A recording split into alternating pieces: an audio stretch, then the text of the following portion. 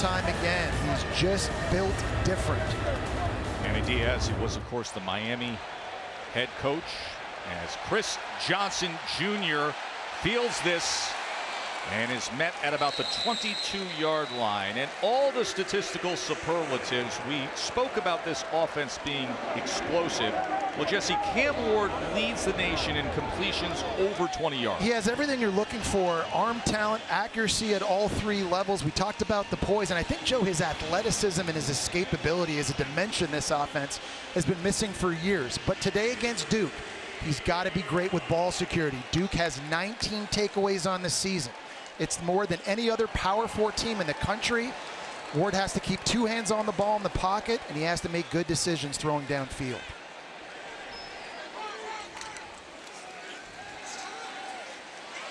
Plenty of time and gets it over the middle, but incomplete to the usually reliable Xavier Restrepo. And the coverage came from Trey Freeman.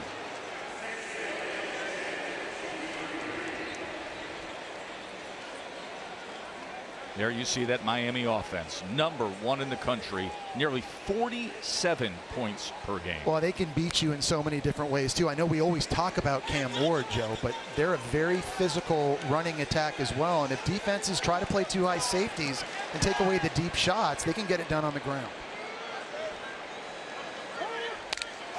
Empty set on second down. As he goes for that jump ball, and that is incomplete. He was looking for the 6'4" tight end Elijah Arroyo. Jalen Stinson had coverage, and there's a big height advantage for Arroyo in that matchup. 10-yard penalty. Repeat second down. Penalty all the way back at the 9-yard line. Penalty is declined. Third down.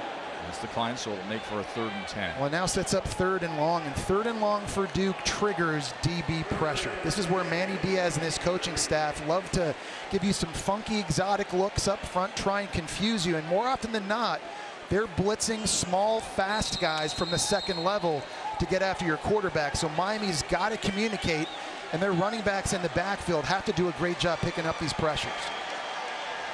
3rd down and 10.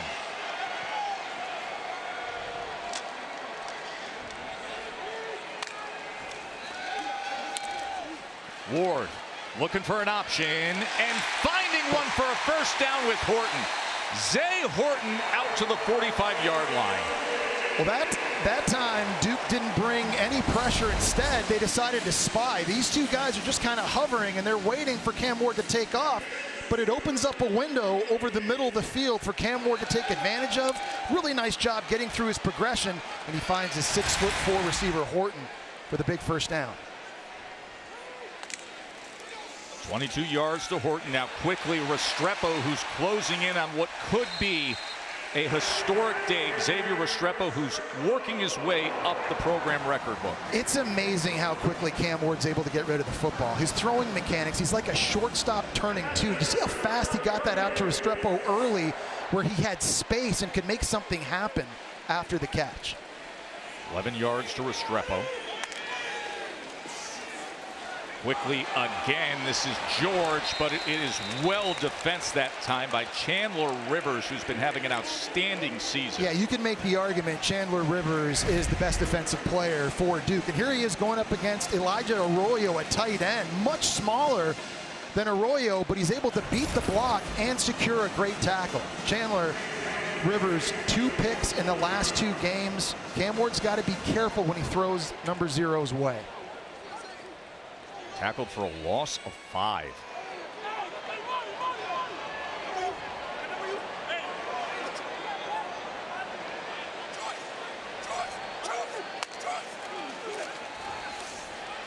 The slant complete. Horton again. So 6 straight passes to start the game for Miami and Cam Ward. And a big thing about that completion, Joe, is it gets it into 3rd and manageable. So Duke's not going to go to their exotic package on defense here. They're going to stay a little bit more vanilla, and that's going to help Miami up front locate which guys are rushing, who's not, and make it a lot easier on them to convert this. 3rd down and 5.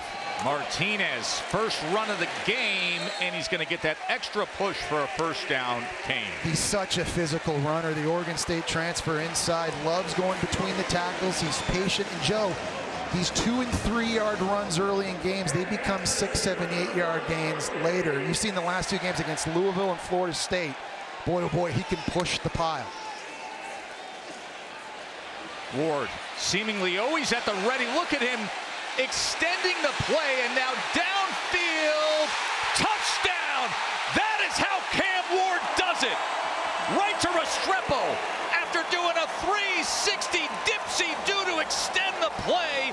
Terry Moore got a piece of it, but Restrepo got all of it. How about Cam Ward? Personal foul. Roughing the passer. Defense number 91. 15-yard penalty will be enforced on the kickoff. Touchdown. You've seen Cam Ward this year do this time and time again. You saw it against Florida week 1. You saw it against Louisville a few weeks ago. Buying time, holding the football, allowing receivers to scramble themselves open in the back end. What a throw and what a catch by Restrepo, who was wide open in the end zone. That ball actually got deflected before he was able to bring it in. This is our 3rd time we broadcast Miami this year. We've said it before. Cam Ward does things that others just don't. This was a great example. And of course, one of the best to ever do it at Miami on the receiving end. Xavier Restrepo. Ball was tipped, and he still had focus enough for the score. Pass from Cam Ward to Xavier Restrepo. This play takes 8 seconds from snap to throw. Duke not able to get home on Cam Ward. He pirouettes, he's able to buy time. A lot of QBs just take the easy tight end there on the out route. Instead, he's trying to throw it up and over. Terry Moore gets a hand on it, and the concentration drill by Restrepo in the back end is just remarkable, and that only the 5th completion that Duke has allowed this year of 30 or more yards. It's only the 8th passing touchdown that the Duke defense has given up this season. They have come in statistically an outstanding defense. You go back and take a look at this again. I mean, this is not supposed to go to Restrepo. He's just kind of in the middle of the field. It's not there. I'm running a corner. No, I'm not. I'm running a post. And now it's just scramble drill. I got to get open. My quarterback's rolling to the right. I've got to work to the right as well. And Jacoby George actually worked his way into his area of the field. And even with the defender getting the hand on it, one of the all-time greats in Miami, able to come up with a huge catch. Xavier Restrepo, who comes in today, ranked 2nd in career receptions, 3rd in receiving yards, could make history today. He's off to a very good start in doing that. And Maalik Murphy and the Duke offense, their first possession. They go with the slant, but that was denied, knocked away by Darryl Porter. He was looking for Higgins. Last week against SMU, Maalik Murphy played one of his better games. Yeah, the Texas transfer looked really good. He's the prototypical pocket passer. 6'5", 230, can stay in there, can see the field. He's got the arm talent, Joe, to make all the throws. But that game last week against SMU, he was in a rhythm early. And he's got to find that rhythm, I think, play on time early in this one. 2nd down, Murphy gets it complete to Jomo. Jordan Moore, who's been dealing with injuries the last couple of weeks, but they feel that after limiting his workload, now he is a full go. Even not 100%, he's still one of their best players offensively. You see 2 slant throws right out of the gates for Duke. Joe, I don't know if there's another offense in the country that throws as many slant routes than this Duke offense. And this 3rd down and 4, this is slant country waiting to happen all over again. It's good to get the ball out quickly against this talented defensive line from Miami. Here's 3rd and 4, and they do just that, as you predicted, and it's incomplete, looking for Pankel. Well, the secondary knows about it, and they've been waiting for it. And O.J. Frederick that time at corner, the true freshman, doing a nice job anticipating a 3-step route, breaking on the ball, and knocking it loose. Miami number 5 is now wearing number 35.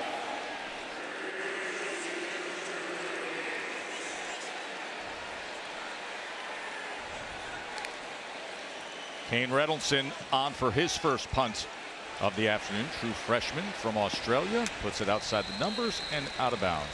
One of the things that I've really been impressed with watching Cam Ward on film, Joe, is his ability to read coverage, but also just read defenders and react accordingly. Here against Cal, you got Restrepo in the slot running an out route. Ward's going to see the corner crash on that right away now. Cam Ward knows he's got Sam Brown running down the boundary. We talked earlier about how quickly he gets the football out, under 2 seconds to the receiver before the safety can get there. Later in the game, you got a switch seam this time by Arroyo. Ward's going to feel the corner bite on that a little bit. So now you got Sam Brown outside working the curl route again, and good pocket mechanics. This throw gets out just around 3 seconds, and you see getting it to the receivers early when they've got room to work after the catch. That's part of what makes, I think, Cam Ward so special. Martinez gets loose. Damien Martinez with a chunk play to start Miami's drive.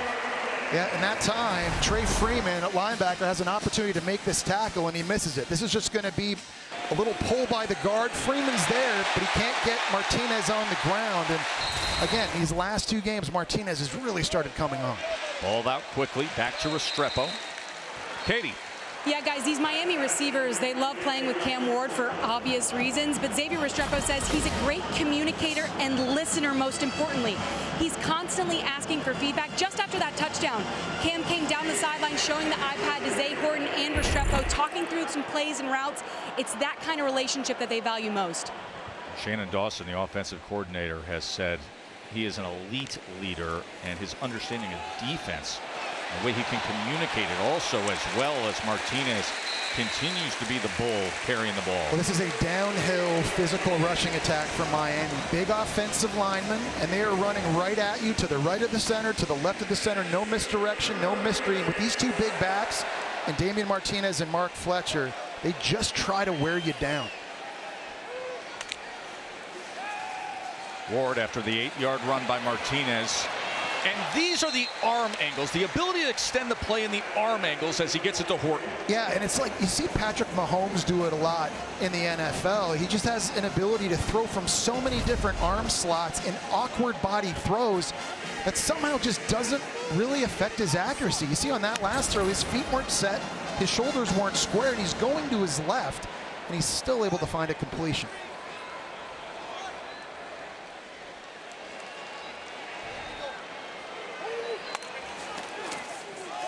Second and 6, Martinez. He was met behind the line of scrimmage and brought down by Ozzie Nicholas. Well, we talked about how it's a bit of a pick-your-poison dilemma when you're facing this Miami offense, and you've seen the last 2 games out, Louisville and Florida State have tried taking away deep shots, and Miami's been able to get it done on the ground. Tempo before 3rd down again, and that was incomplete as he was looking for Horton. It was 3rd down and 7. A little bit of a miscommunication that time. I think he thought Horton was going to come flying out of his break, and Horton that time was trying to settle into the zone. But you're in that no-man territory right here. 4th down, close to the 40. It looks like Mario Cristobal is going to decide to play field position. So the punt team with Dylan Joyce will come on the field. Manny Diaz returned here to Miami. Mario Cristobal, who was hired after Manny Diaz and the university parted ways at the end of the 2021 season. As Joyce will look to pin Duke. Brown's the return man, lets it sail inside the 5, and that's where it checks up perfectly for Miami's cuff. 10 carats of the Cuban link. AJ Machado was the jeweler who made it. You're going to dial up AJ for your Christmas gift. Your wife and daughter getting something from AJ. Put some carrots in that bad boy.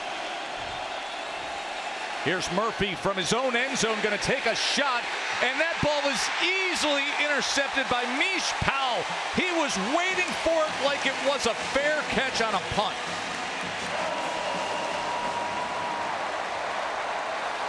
Well, he was trying to take a shot down the right sideline that time, and I think Maalik Murphy's eyes just brought Mish Powell, the Washington transfer, all the way over to that side of the field as well. Taking a shot down in your own end is not uncommon because you're anticipating man coverage, but that was basically like a punt, and you just can't simply lob that ball up in the air. With the safety over in that area, in that half of the field, that's a turnover waiting to happen. And Joe, you just got done talking about the turnover chain. That's one going Miami's way. Did you see Maalik Murphy put his hands up to his head while the ball was still in the air as Fletcher takes the carry? He knew immediately, Jesse. And now Miami has great field position. You're giving it right back to Cam Ward. Now inside your own 45-yard line. This defense facing a sudden change situation. They've got to step up big here, Joe.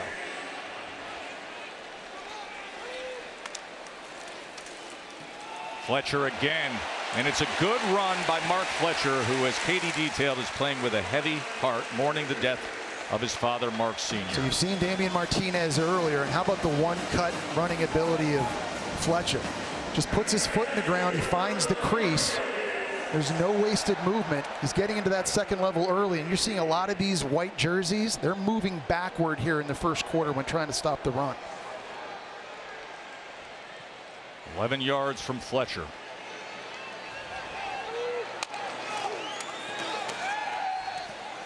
Batted. As that was Vincent Anthony Jr. We mentioned that last week during practice on Thursday, Mark Fletcher was informed of the passing of his father. He said, "I want to play on" in that game against Florida State. Scored a touchdown, took a knee, raised his finger to the sky. And then yesterday, Mario Cristobal, as you see the Fletcher family here, and he brought the team to the services to be with Mark Jr.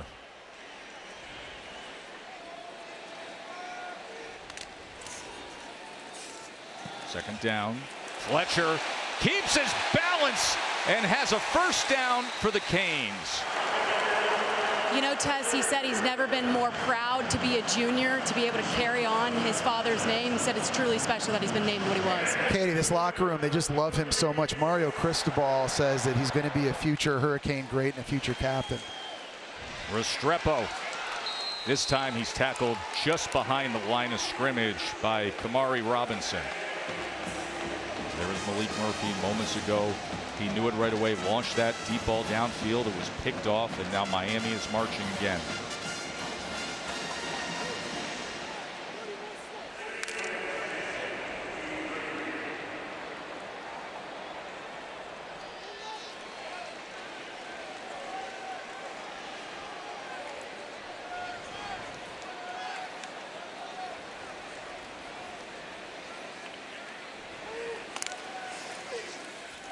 Second and 11, quick strike. First and goal, Miami. Zay Horton with the reception. Well, you saw that time Cam Ward really take his time. He was watching the safeties rotation, and he sees this guy here. He's anticipating somebody coming back to the middle of the field. Now you're going to fake the handoff and drive the slant off the RPO. Really nice job of Cam Ward having a plan, getting the ball out early before the safety can get there on Horton to make the stop. 21 yards to Horton.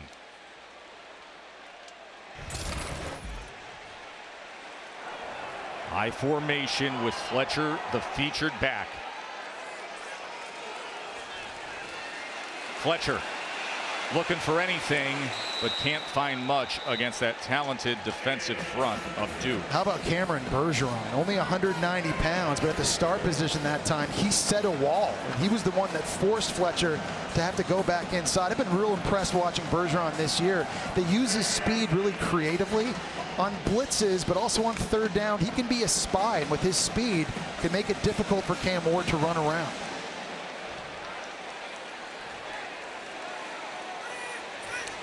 Second and goal.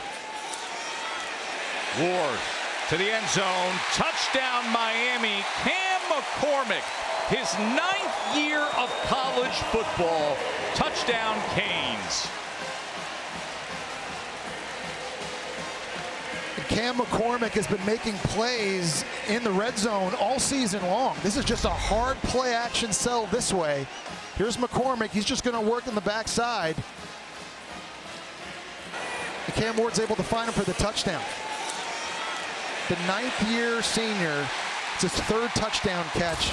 We saw one against Florida early, saw one against Virginia Tech, and he gets another one here early against Duke. 8-play drive. The McCormick touchdown. And Borregales adds the extra point. He caught Miami's first touchdown of the season. That was against Florida in that rivalry game. And now, after all the injuries, the 26-year-old with his 3rd of the year here is Miami. is trying to stay undefeated. Miami looking at that costly interception we just saw from Duke. When you've got too high safety coverage, you cannot try to throw a go route with an inside release. Maalik Murphy that time trying to find Jordan Moore. Mish Powell able to get the interception. This is one that Maalik Murphy knew as soon as he threw it, he didn't see the safety, and it ended up costing him 7 points. That led to another Cam Ward touchdown pass. He has 2 on the day. He has 26 on the year.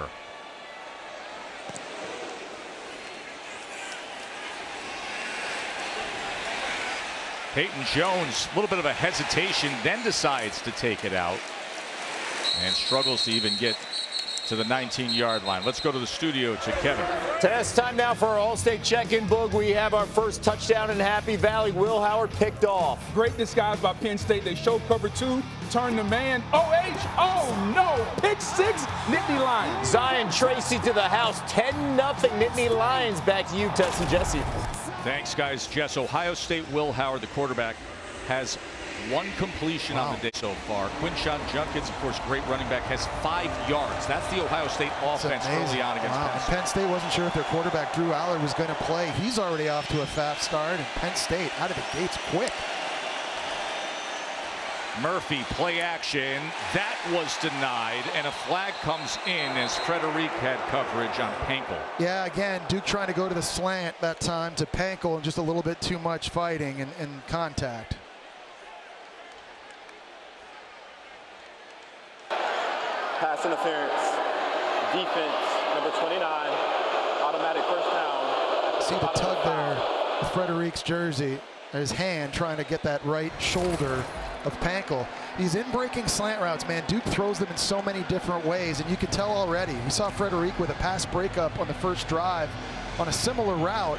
This press coverage from Miami and their DBs right now, they're going to challenge Duke to see if they can get open. Pankel had that huge game against SMU a week ago. There's Murphy on first down, going to take another shot, was looking for Pankel again, and once again was locked up with Frederic. Man coverage, we talk about that. Just down the sideline, this on a fade route, and I'll tell you, Pankel has been the most consistent receiver that Duke has had. He's been able to get open the most frequently. He's struggling right now against the true freshman.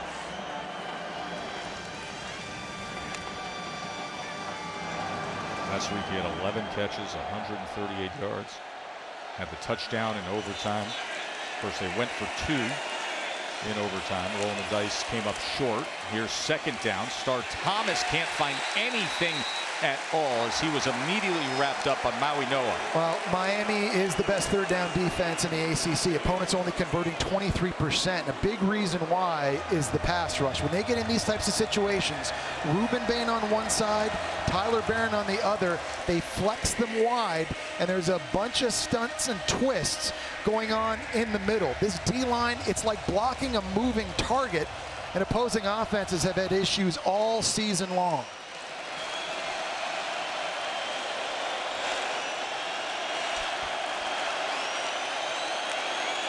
Third and 10, 4-man rush. Murphy incomplete, looking for more.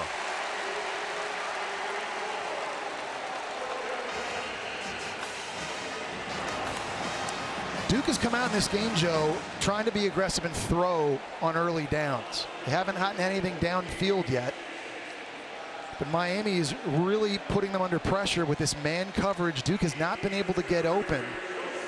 They've set up third and long situations like that. Those are really, really difficult to convert. Reynoldson punts away, fair catch at the 29-yard line by Ray Joseph. Hey, coming up next, right here on ABC, it is a classic. Number 2, Georgia and Florida in Jacksonville, and at 7:30, it's Saturday Night Football presented by Capital One. Top 10 Texas A&M and South Carolina meeting up. Can't wait for the Florida-Georgia game. Lucky enough to play in that great rivalry. Optically, to me, Joe, it's one of the best-looking games out there. And how about Marcel Reed? What he did last week coming off the bench. How about Mike Elko and what he did in putting him in the game? Putting him in the game against LSU. I can't wait to see him going up against one of the better pass rushes in the country, by the way. from South Carolina.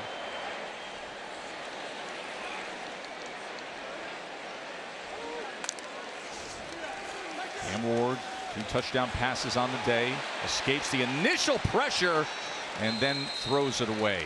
It's the good and bad with Cam Ward wanting to always hold on to the football, because you do get the wow play like you saw in the first drive of the game and a touchdown pass to Restrepo, but you also take a lot of sacks, and that's one thing. This offense has given up 13 sacks in the last 4 games. Not all of that is because of the offensive line. Part of that is Cam Ward just holding on to the ball too long. Ward has 9 completions, 112 yards, and 2 touchdowns here in this first quarter. In the last 4 games, the sacks that have been given up. Second down, downfield strike just beyond Sam Brown. I'm surprised there was no offside called on that. I think that's why Cam Ward took the shot. I think he thought he had a free play. There was some flinching up front by Duke's D-line, but no flag called, and now you got 3rd and 10. And here comes the blitz package. Defensive coordinator Jonathan Packey. This is where he loves to live. DBs, and they could come from anywhere over the field. So right now, if you're in the backfield, Damien Martinez is there and Elijah Arroyo are there. They have got to be scanning, looking around for any of these pressures to come.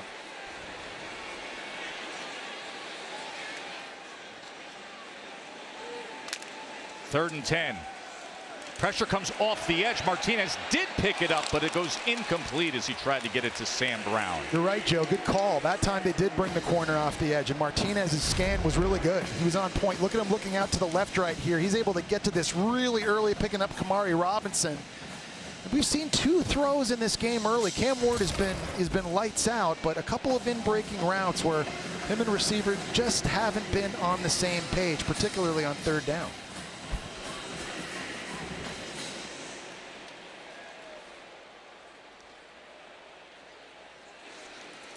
Dylan Joyce, of course, with this great offense, you don't get a lot of opportunities to punt away. And Brown able to secure that at the 16-yard line. That was almost disastrous.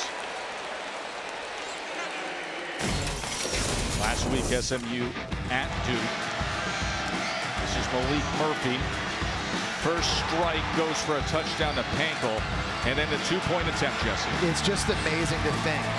Duke won the turnover battle 6-0, and they lost the game. They scored no points off any of the turnovers, missed 3 kicks late in the game. Because of that, they decided to go for 2 in overtime, which I think was the right call, and came up short.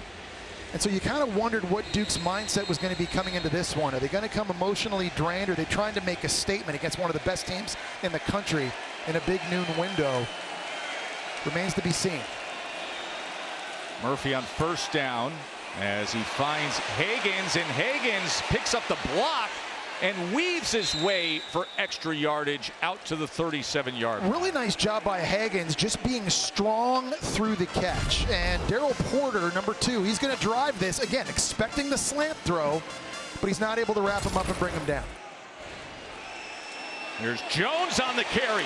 Peyton Jones breaks free and is inside the 40-yard line, and some life now for this Duke offense. Yeah, we're used to seeing Star Thomas, the running back, but Peyton Jones is a change of pace guy, a little bit smaller, but he's a little bit quicker, and he just darted into the second level. Tempo now from Duke. Murphy. Excellent effort from Moore. And let's see. Yes, complete. Spotting him at the 8-yard line. That was an absolute strike from Maalik Murphy. You can't throw the back shoulder any better than this. What an effort by Moore. Wow. That left foot is down. The question is, was it down when he had possession? I think he did. They're quick to the line to snap it. Jones straight ahead into the end zone. So after that sensational body control catch, they strike right away with Peyton Jones. What a moment for the Duke offense. What a way to respond, Joe. 4 plays, boom, boom, boom, boom. You get Hagans on the slant, you get Peyton Jones up the middle, you get the throw down the boundary to Moore, and then Jones pays it off for a touchdown.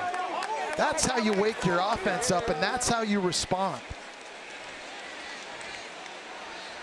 Jordan Moore with the incredible catch on the sideline to get his foot down They quickly got to the line, snapped it, scored the touchdown as Todd Polino adds the extra point. That was exactly what Duke needed. Still trying to get over this throw and catch on the back shoulder to Moore here. Nice job by Murphy. You saw the interception earlier. He kind of stared it down, lobbed it. This time he holds the safety in the middle of the field, and he puts that where only his player can make the catch. There is no defense for a perfect throw, and that's really good coverage by Jadis Richard. He even had a tug on his jersey, you see. That could easily could have been called pass interference, and they run right up to the line of scrimmage before anybody can even take a look at it and review. And it's Peyton Jones in for a touchdown. Joe, that's really big for Duke, too, because we've seen in recent weeks in games against UNC, Georgia Tech, SMU, and in this one, getting down by double digits, they have to be able to start fast, especially when playing on the road. So Manny Diaz has to love the way his offense was just able to respond there. And I would reference the conversation that you started the drive with, and that was coming off of what happened against SMU. How do you respond? I mean, it is as rare as could be that you're +6 on turnover margin and you don't score a single point off the turnovers. That was a sucker punch kind of loss. Chris Johnson out to the 21. Katie. Well, guys, Jordan Moore is the healthiest he's been since injuring his shoulder week 4 at Middle Tennessee State. He's played in a limited role since, catching just 10 passes in the last 4 games. OC Jonathan Brewer said Moore, he's their go-to guy out wide. He wins 50-50 balls. Late game situations have to have it. He's the guy, their leader and workhorse on offense, so they are thrilled to have him as healthy as he's been this season right now. Yeah, great point, Kate. He's been on a bit of a pitch count. Played only 12 snaps against Florida State, played 50 against SMU, and they need him every single snap on offense if they're going to upset Miami.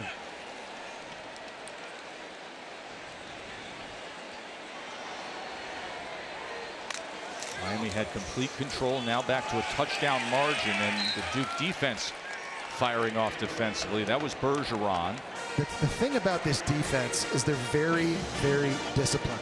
Guys get lined up, they stay in their gaps. You don't see Duke miss a lot of tackles. You don't see a lot of coverage busts, so they don't give up a ton of big plays. That's why they're only allowing 4.5 yards per play, best in the ACC. But the run defense, it has to get better early in this game.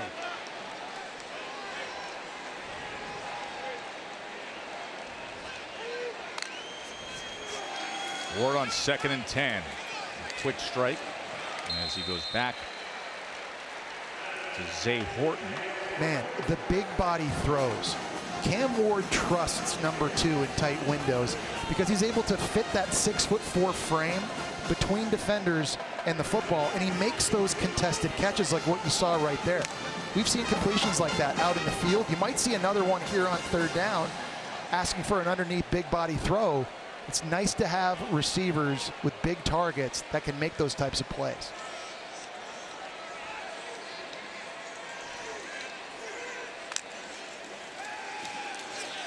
Third and 3. Ward does it again. Circles around, but does he have an option?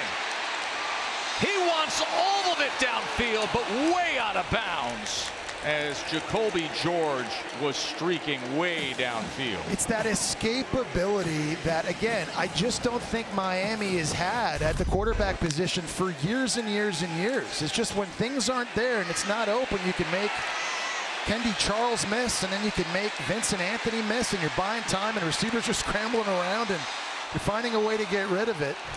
And again, we've seen more often than not, those end up becoming completions and touchdowns this year. That's the crazy part. The touchdown that he threw off a similar play was 8 seconds to the time of the throw. That was 11 seconds. Brown calls for the fair catch, and this time secures it at the 23-yard line. Our Sonic drive-in recap is Duke's last drive.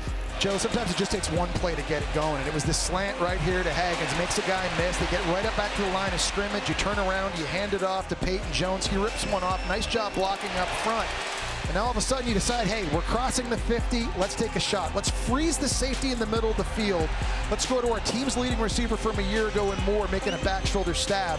And we give it back to Jones. 4 plays, and just like that, we're back in a 1-possession game. A little bit of a scuffle at the end of that punt.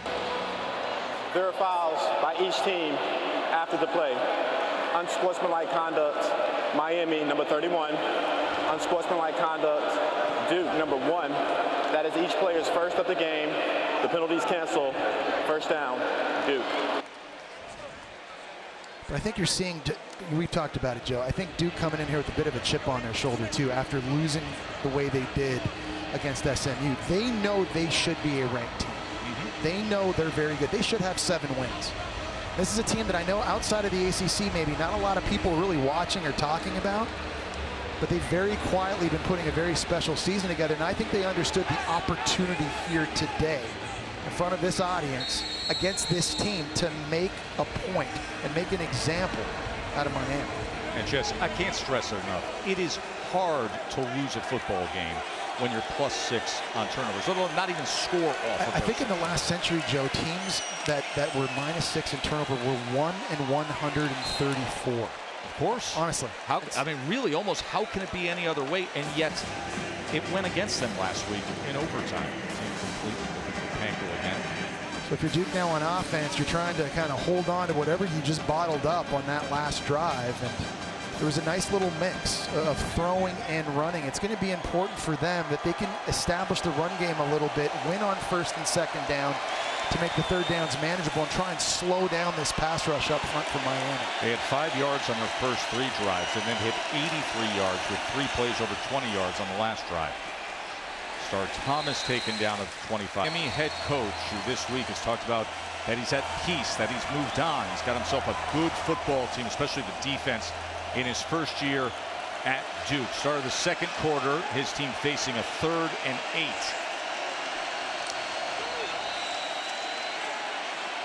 Murphy gets it up quickly, and it's a first down to Hagans. Well, you guys were mentioning that Micah Sahakian is making his FBS debut. So pre-game, he was taking it all in, sitting up in the stands for about 20 minutes by himself. Manny Diaz said this team absolutely loves him, and he looks just like John Belushi from Animal House. Check out his headshot, guys. I mean, that's some A+ content. Wormer, he's a dead man. Look. Niedermeyer! That is unbelievable. Straight up Faber College with a 0.0 GPA.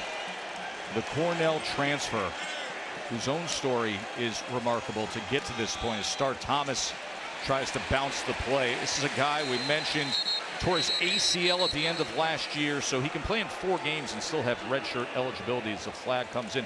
And pre-game, we were on the lookout for Micah Sahakian. Holding. Offense, number 15, 10-yard penalty. Repeat first down. Who they say is the doppelganger to John Bluto Blatarski from Animal House. And this guy was out there beyond anybody before anybody was out there, Jess. Yeah, he was taking it all in. Here he is right here. He's just taking in the scene. Big game. We're not in Cornell anymore. Knowing he has a big opportunity, but also a very tough challenge. Playing on the inside, going up against guys like Simeon Barrow and Akeem Mesidor, man. They'll keep you up at night. He's ready for it, though. 10-yard penalty makes it 1st and 20. They try to come back for the receiver screen Pankel, but there is not much there as he just has to fight his way ahead into the tackle. It's a Miami defense, Joe, that does such a good job running sideline to sideline. They're very, very fast flow. And it's not just DBs and linebackers. These D linemen also, they'll turn around, sprint back, and get to the football and play with great effort. Duke has got to get out of this here. They don't have to get all of it back on the 2nd and long, but they've got to put themselves in a manageable situation to convert. 2nd and 17.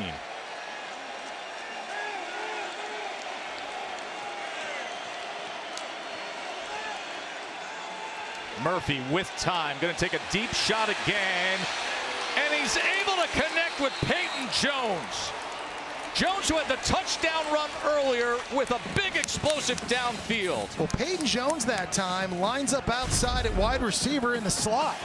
He's a running back, and he's working one-on-one against Francisco Malinoa, the linebacker. Malinoa normally is really good in coverage, but what a catch by the running back.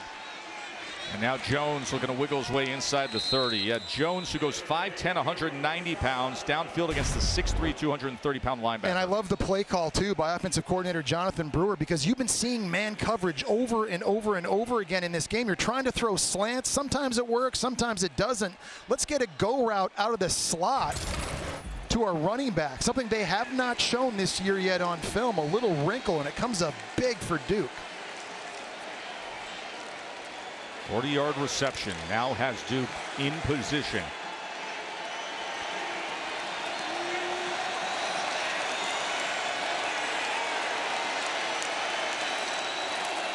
Star Thomas unable to find a seam, just 2 yards there. So Maalik Murphy, over 100 yards, had that one interception. He knew the moment he released it coming off that big game last week against SMU. And Joe, I just love the way he settled down. And oftentimes when you evaluate quarterbacks, how do they handle mistakes? He came right back. We saw a strike on a back shoulder throw in the first quarter to Jordan Moore, and now an absolute dart on that go route to Peyton Jones. He's only 5'10". You know how it is throwing to running backs, yes. Joe. If you got to put it on them, they're not going to make awkward body catches. Maalik Murphy's looked really good here, and a big one on 3rd and 5 coming up.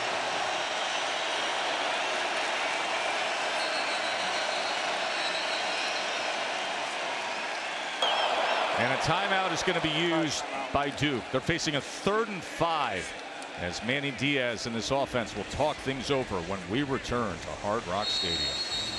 As Xavier Restrepo with the focus to score the first touchdown of the day.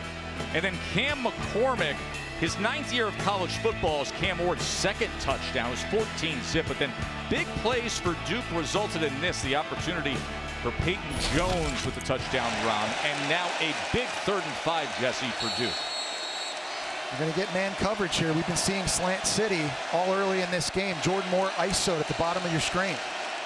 3rd and 5 as Murphy gets to the line to check. He started the day 1 of 6 passing. Since then, Maalik Murphy's 5 of 6. Can he convert here? Murphy goes underneath, and Higgins is going to have it and more, like a touchdown. Maalik Murphy, Samir Higgins, and Duke's an extra point away from all of a sudden tying this thing. Well, Duke knew they had man coverage, and they ran a man beater, a little whip route out of the slot from Higgins. Daryl Porter, who was covering him, he got picked. So it ended up being an explosive play. The big completion to Jones helped set this up. And on a critical 3rd down, man, Maalik Murphy right now has found his rhythm. Well, Topolino didn't have the easiest week last week. Missed an extra point, then makes this extra point here. And we are tied at 14 all. Penkel's in the slot. He's going to work this route backside. This receiver's coming up, and he's going to wall off Porter, who gets lost in behind in a trail, and he can't keep up. It's a really nice design. It's legal, anticipating the coverage, and dialing up a beater for that coverage. Nice job by Jonathan Brewer, the offensive coordinator. Easy pitch and catch, and Hagen's able to do the rest.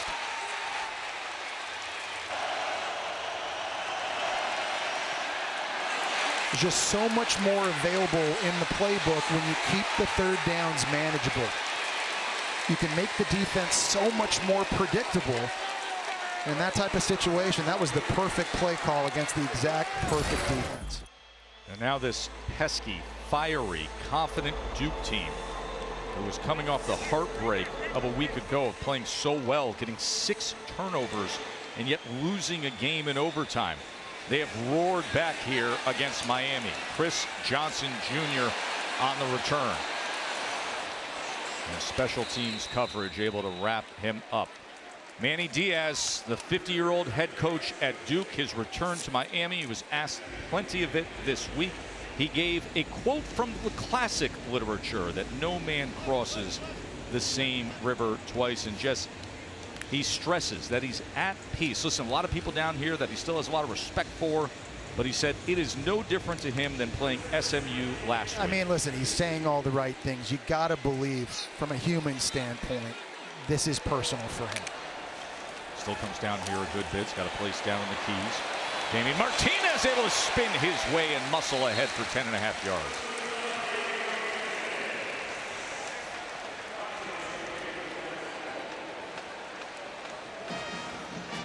Mario Cristobal, of course, his 3rd season leading his alma mater. And there is the side-by-side.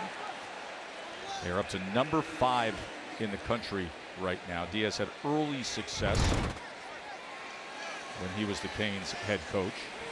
There's a 10-yard run by Martinez. They'll keep it on the ground again with him, patiently looking for something. Goes ahead for 3. Well, he's got to like how his defense is playing right now, and they forced 2 3-and-outs consecutively in their last 2 drives. You heard him telling that to Katie earlier, which never happens to Miami. In fact, Miami offensively, only 3.3% of their offensive drives end in a 3-and-out.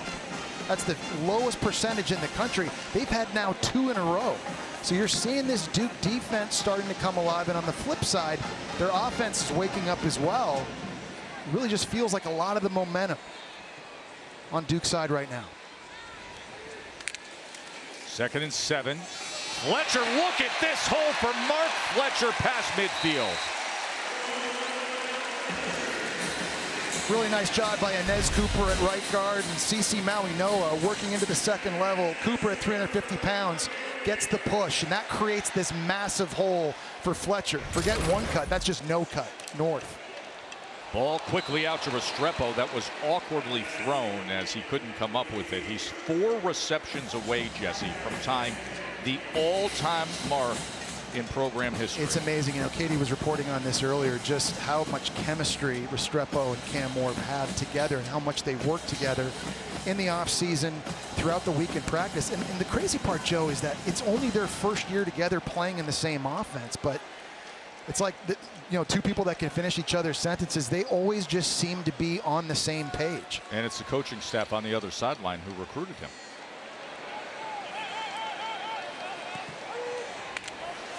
Second and 10.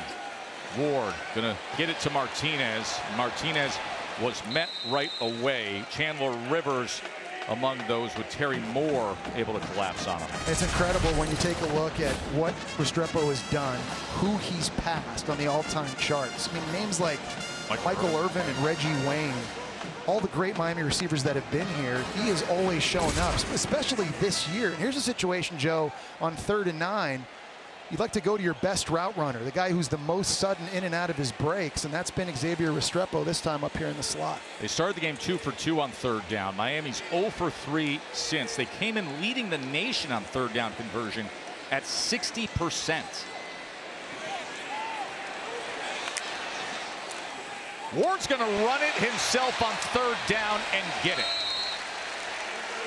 That is a great audible by Cam Ward, because he saw man coverage in pre-snap, knowing that was the perfect defense to dial up the quarterback draw. You see him right there. He's not getting the answer to the test from the sidelines. He's doing that himself. This is man coverage. They're going to drop guys out. I'm going to have a lane to run through. Really nice job taking command and taking charge. That's like Shannon Dawson telling us his understanding of defense is elite for a college player.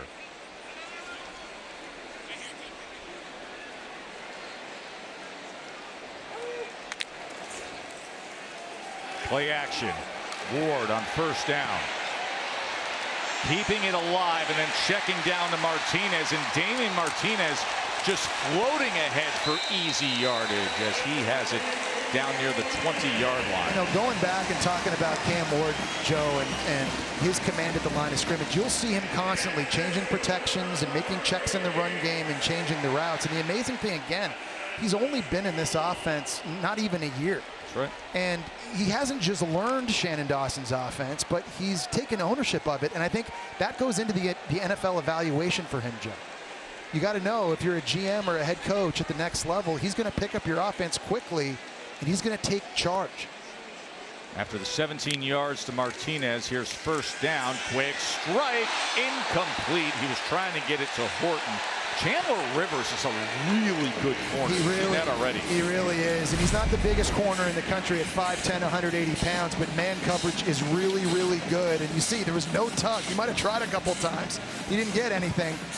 But this is a guy that's constantly peeking to try to jump underneath routes. And he's going up against a 6'4" receiver, a guy who's given up 6 inches in height to, and it does not matter. He is a very competitive and physical corner.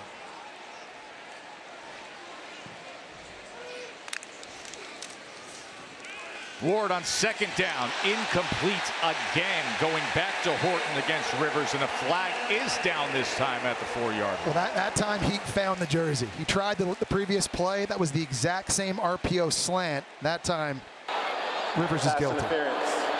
Defense, number 0, 15-yard penalty, automatic first down. I think Cam Ward's thinking to himself, there's no way I'm not throwing to my 6'4" receiver against a much smaller corner like that. That time, too much grabbing.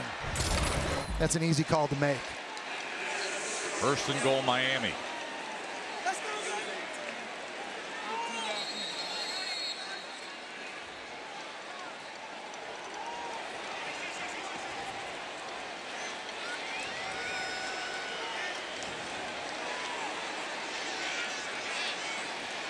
The Heisman hopeful fans look on as their Heisman contending quarterback looks to give the Canes the lead again. As Fletcher is stacked up at the line of scrimmage, and it was Ozzie Nicholas again in on the tackle, as well as Johnson. The amazing thing is when you watch Cam Ward, he talks a lot of trash to the defense. They're looking at him looking at the defense. He's like, come on, you want to blitz? Bring it. He's daring them to do it. He's just different, man. He really is an alpha out there on the field, and he's having a lot of fun. He's not afraid to let the defense know it. Guy was grossly under-recruited. Had a couple seasons at Incarnate Ward, went out west, had success at Washington State, and now leading this undefeated top 5 Miami team. Ball came out as Cam had to just dive ahead and jump on it. So it'll be 3rd and goal as they're backed up to the 9-yard. Miami is super lucky on that. Zach Carpenter was shotgun snapping it. It's almost like he thought Cam Ward was under center. The ball hit the center right in the butt. Cam Ward was there to jump on top of it. Very lucky Johnny on the spot. There was a little bit of penetration you see from Duke. They easily could have come up with a big turnover. And again, we've talked about this defense thriving on that. 19 this season, the most of any Power 4 defense. A lot of those takeaways have come in this area of the field. Big opportunity for the Duke defense. 3rd and goal, Miami. Ward under pressure, and Ward is going to be taken down. Couldn't escape that time. Wesley Williams was the first to get to him. And Wesley Williams did a great job fighting through a double team. He's working against Markel Bell outside here, and he's working against Damien Martinez, but he's still able to get in and be disruptive. Wesley Williams is a guy that plays with really good leverage, good balance. He's got great hands, can fight off blocks, and that was an outstanding individual effort to get to Ward. One of the most talented kickers in the country on for the short attempt now to give Miami the lead. Borregales, as he drives it right through. And that Miami drive stalled out once they got inside the 10. 17-14, number 5 team in the country on top. Picking it up in this game early against Duke. Nice job working through his progressions, throwing the ball. We also talked about how quickly he's able to get it out, like a shortstop. Working a double play, that time spitting it out to Restrepo, and good decision making on the RPO game. It's not just throwing it downfield, but in the run pass checks. And finally, when he's off schedule, magical things happen. And you've seen it over and over and over again this year. This is on the opening drive, a play that took 8 seconds to throw off the tip. Restrepo able to come up with a touchdown. Cam Ward continues his Heisman push here in the first half against Duke. As Cam Ward, our Built for Success, presented by Ram Trucks. 17-14. Miami trying to work their way to 9-0. That would be their best start since 2017, trying to stay the course for the ACC championship, the college football playoff.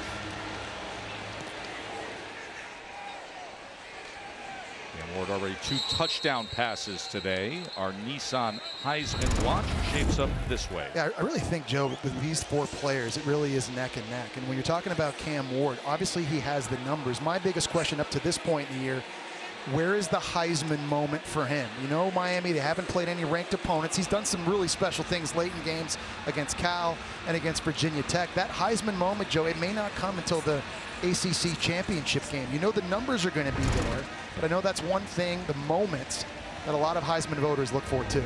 But we've seen in recent years, Jess, that late surge. And if you do get 2 top 10 teams with Miami and Clemson playing for the either number 2 or 3 playoff seed, and he has a magical performance, that may do it. That could launch it right at the end, but it is a good group vying for as the flag comes down.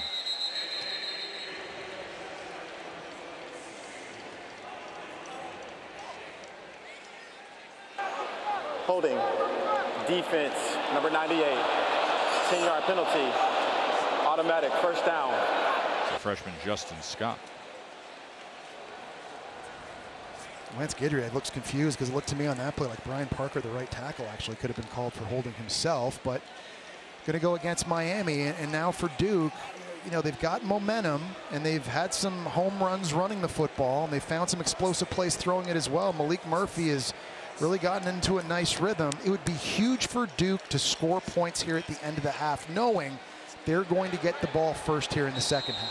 Murphy's looked much better as this first half has gone along. 5 of Duke's last 7 passes have gone for over 20 yards. He was rough to get this day going. Miami jumped out 14 zip. Murphy was just 1 of 6 passing. First down. Here's Jones on the run as he was upended that time by Patterson. Bit of Jekyll and Hyde so far offensively for Duke. You see it early, not so good, but all of a sudden now that quick 4-play burst where they scored a touchdown, that just seemed to wake them up. And they've been virtually unstoppable since, going up against statistically what's been the best defense in the ACC. Jesse, that amazing catch by Jordan Moore on the sidelines, that really gave them momentum. That was the spark, put them in position. All of a sudden they've been hot since.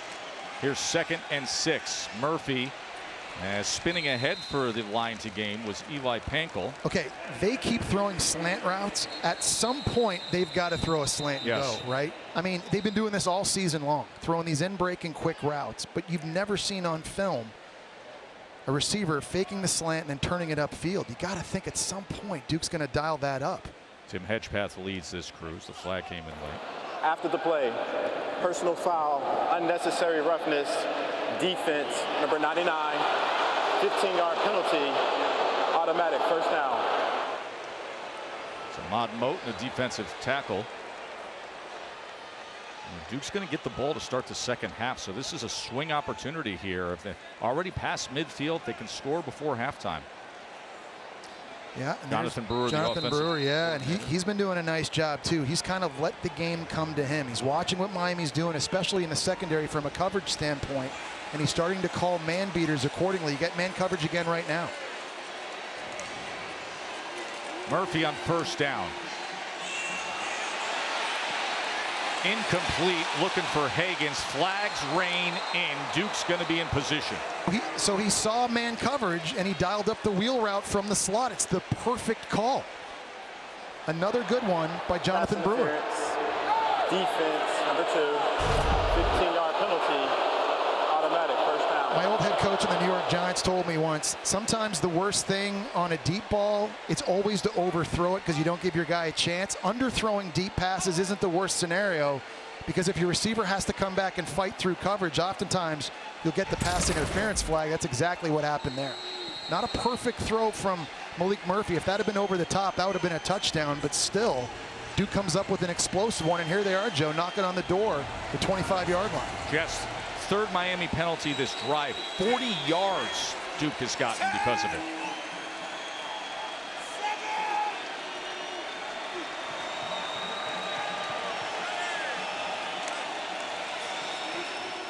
Jones bounces it. Made a man miss and is inside the 20. You know, and penalties have been a problem for Miami. We talk about the statistics offensively and defensively and how off the charts they are, but they get a lot of close games too, and one of the reasons why is penalties. 3 penalties on the drive. You talked about it, Joe. They're the 2nd most penalized team in the conference when you're looking at penalty yards per game. Discipline has not always been good, and a lot of times, Joe, those penalties have come on the back end in the form of PI. 2nd and 4. Murphy to the end zone. Incomplete. He was trying to find Quayshawn Brown. Darryl Porter had covered. Miami bracketed the slot receiver. They had the perfect coverage on that time against Quayshawn Brown. He's running a smash route, and Miami had 2 defenders that time on him. Nice job there by Porter, knocking that thing away. Feel like big body slant time to you, Joe? It does. Yeah. Third and 5 and less. It's been auto for them.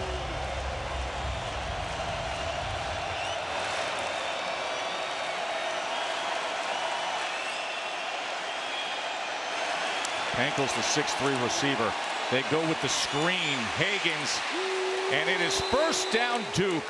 Under 3 minutes to go in this first half. A chance to tie or take the lead and then receive the second half kickoff. You got to give Jake Taylor at tight end a lot of credit, because right at the point he had to get a block that was going to free open Hagans, and he takes a bomb from Maui Noah. And I mean, Maui Noah came in with that right hand. It was like a Superman. I'm surprised that wasn't targeting, honestly, because he was launching, and it looked like forcible contact made to the head or neck area of Hagans that time.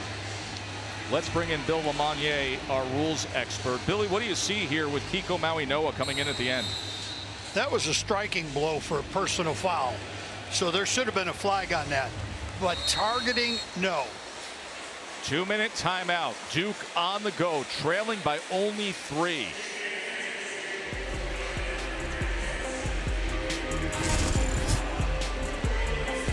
As they have been driving the ball, Miami with penalties that have been costly, and now just a 3-point lead with Duke having the ball at the Miami 13-yard line coming off the 2-minute timeout.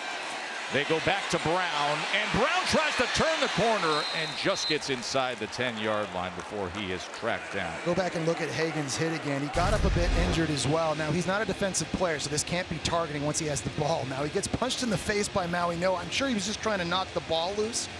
You know, that could have been a flagrant call, but you see the knee-to-knee contact that Hagans has with Zaquan Patterson right there.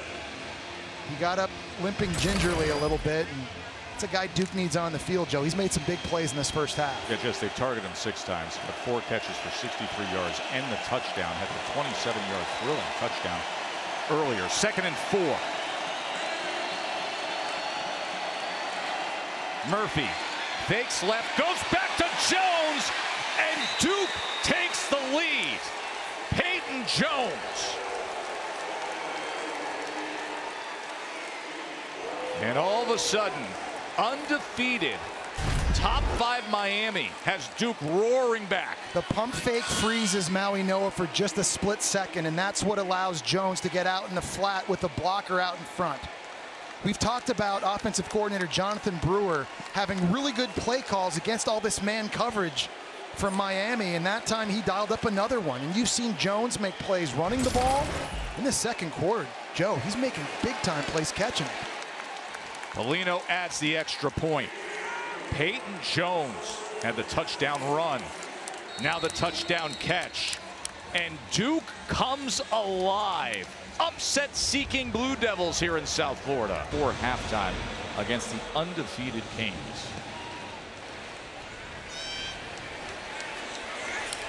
Chris Johnson Jr., speedy return man for the Canes, is tripped up. Let's go to Kevin Nagandi in the studio. Test Capital One halftime report minutes away with Booger McFarland here. We're going to check in on that top 4 showdown in Happy Valley. Ohio State down by 10, now up by 4. Highlights coming your way. We had 8 unbeatens playing today, entering the day specifically. Yeah. Army in some trouble, so is Miami. What's working for Duke? Well, the Duke defense has been doing an outstanding job of putting pressure on Cam Ward. They pressured him on 40% of his dropbacks. And on the offensive side of the football, where has this Maalik Murphy been? Yeah. He's playing outstanding so far. All right, highlights coming your way. We'll see you, Tess, at the half. Look forward to that. Yeah, Murphy, especially down the stretch of his first half, to Boog's point, played really well. But now it is one of the Heisman leaders with 1:42 to work here as Cam Ward gives it to Damien Martinez, who spins ahead. They've got a lot of time if you're Miami, right? About 1:30 left, all 3 timeouts. And Duke, you expect right now to play 2 high safeties. They're not going to try to give up any big shots. They're going to try and force Miami to drive the field. 2nd and 4. Here's Ward. And that is well beyond Zay Horton. It'll be 3rd down. Well, with the 2 high safety look, it's really hard to fit that football into that small window. It's a smart play call by Jonathan Packey, the defensive coordinator for Duke. You just let everybody play zone coverage, everyone's eyes on Cam Ward, and rally to the football and make tackles in the field of play. So Terry Moore, safety. Sean Stone plays that rover position. This very talented Duke defense looking for a stop here before half. Timeout. Miami. And a timeout is going to be used by Miami. Well, the last 3 drives for Duke, they had that outstanding catch by Jordan Moore to set up things and start with the run with Jones. Yeah, Peyton Jones got set up by that. They've had some really nice balance. Also, really good play calls against man coverage. That time, Haggins on the return route, scoring after the catch. Little pump fake, freezing Maui Noah at middle linebacker allows Jones to get out into the flat. You got to wonder in the second half for Miami defensively, if you're Lance Guidry, do you start to mix your coverages up a little bit, maybe start going more zone? Because it seems like Duke has a beat on you with all this different man coverage that they're seeing. Jess, how about the first 3 drives? Duke goes punt, throws that awful interception from their own end zone, punt. And then what you just showed us, touchdown, touchdown, touchdown for Manny Diaz's team. 3rd and 4 off the timeout for the Canes. Ward, quick strike. Ball came out, so they're going to say it's incomplete, as Zay Horton never put it away. Again, look who made the play. Chandler Rivers. It's Chandler Rivers, only 5'10", 180. He's been one-on-one on an island against the biggest receiver on the field, and time again, he's coming up and just being competitive and forcing the incompletion, Joe, which stops the clock. Duke's now going to get the ball back with some time, and they've got 2 timeouts themselves to work with to try to steal some more points before we go into the tunnel. And a ton of confidence that you have seen bubbling up. 3 3-and-outs for Miami in their last 4 drives as Dylan Joyce is back out to punt again.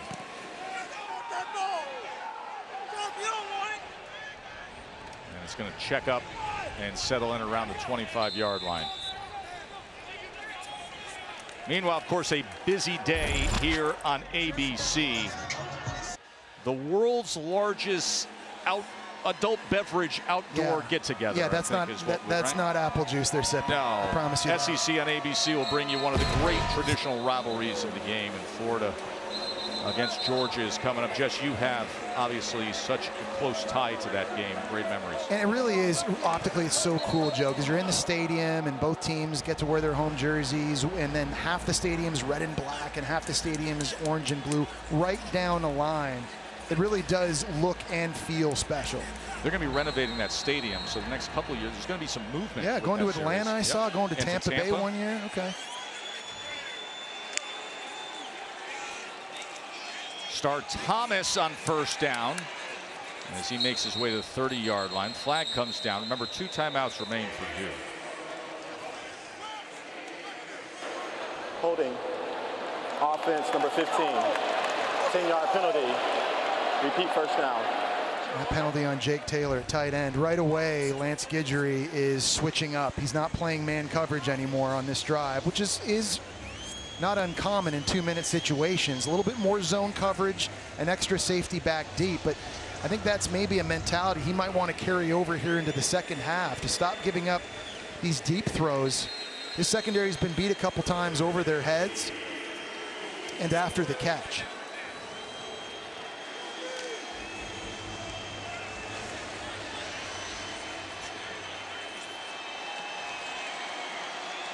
So after the penalty, it's 1st and 20 from the 15-yard line. Thomas can't find much at all there. Yeah, I wonder here at this point, I was going to say, is Miami going to start using their timeouts to see if you would consider it, right? Yeah, when you have absolutely. Cam Ward at quarterback, why not? Yeah, and they're going to use one here. So because it's 2nd down, they'll get another one. I think it was interesting what you brought up very early on, especially considering, Jess, that this game could have gone sideways when Miami, a top 5 team in the country, they go up 14-zip. And you consider Duke really a sucker punch of a result. Totally. You're +6 in turnovers last week. You don't get any points off those turnovers, and you lose in overtime on a failed 2-point conversion. There's one of 2 ways you're going to react. You can see the way Duke has reacted here. Yeah, you're learning a lot about Duke in this first half of football, period. And oftentimes you learn about your players and your team when you have to face adversity and you have to be able to turn the page. And just how much left did this team have emotionally in the tank coming in here? In this second half, they have been playing with their hair on fire, and they're really, again, making a statement against one of the best teams in the country. So Miami uses the timeout defensively, looking to see if they can get a stop here, a 2nd and 18, and force a 3rd and long. Mario Cristobal, his 3rd season, he has been heavily into the talent acquisition and development game, and you are seeing the results with an undefeated top 5 team, but getting a real test here. Star Thomas met at the line of scrimmage. Miami, remember that one timeout remains. And they will use it here with 51 seconds. We keep referencing what Jomo did, the star wide receiver for Duke. When they were trailing by 2 touchdowns, he came up with this. And what makes this really cool is that he's not 100%. He's playing injured still, and on a perfect back shoulder throw from Maalik Murphy against great coverage by Jadis Richard, Moore was able to step up and make a big play that sparked the offense, really galvanized his team, and it's been a different game ever since that play.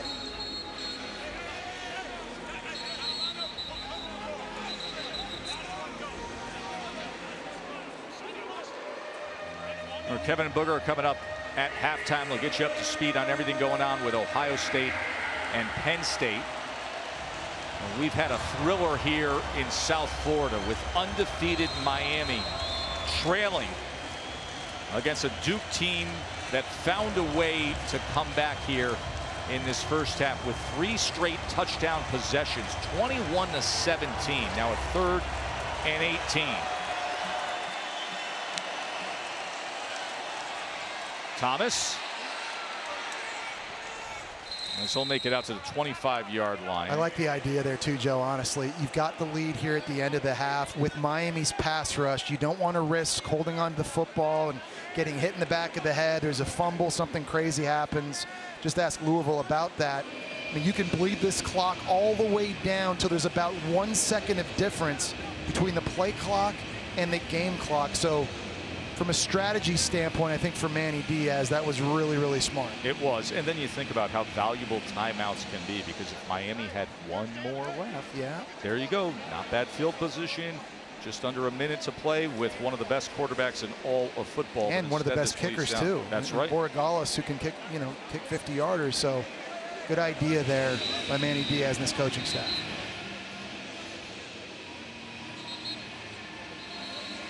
Manny Diaz, who we told you, he has been asked so much this week about his return to South Florida. His father, the former mayor here, he was the head coach of the Canes, was a well-respected defensive coordinator, and then obviously they parted ways. He went up to Penn State, was a Broyles semifinalist before landing the Duke head job.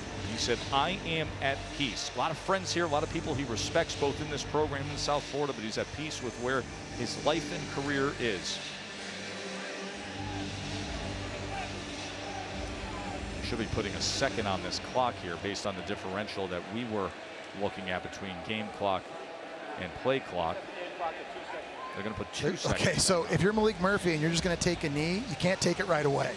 Don't just get the snap and go down. I mean, right. You've got to back up a little turnover. You have to understand, like, there are 2 seconds, there's not 1 second. That's a great point, because most guys have victory formation, they're going down right away, but he can't do that or else Miami would take the ball there. Whoa, he almost fumbled the ball. But he did run off those 2 seconds, as you said, that he had to do. And what an interesting half as Miami. Never happens to Miami.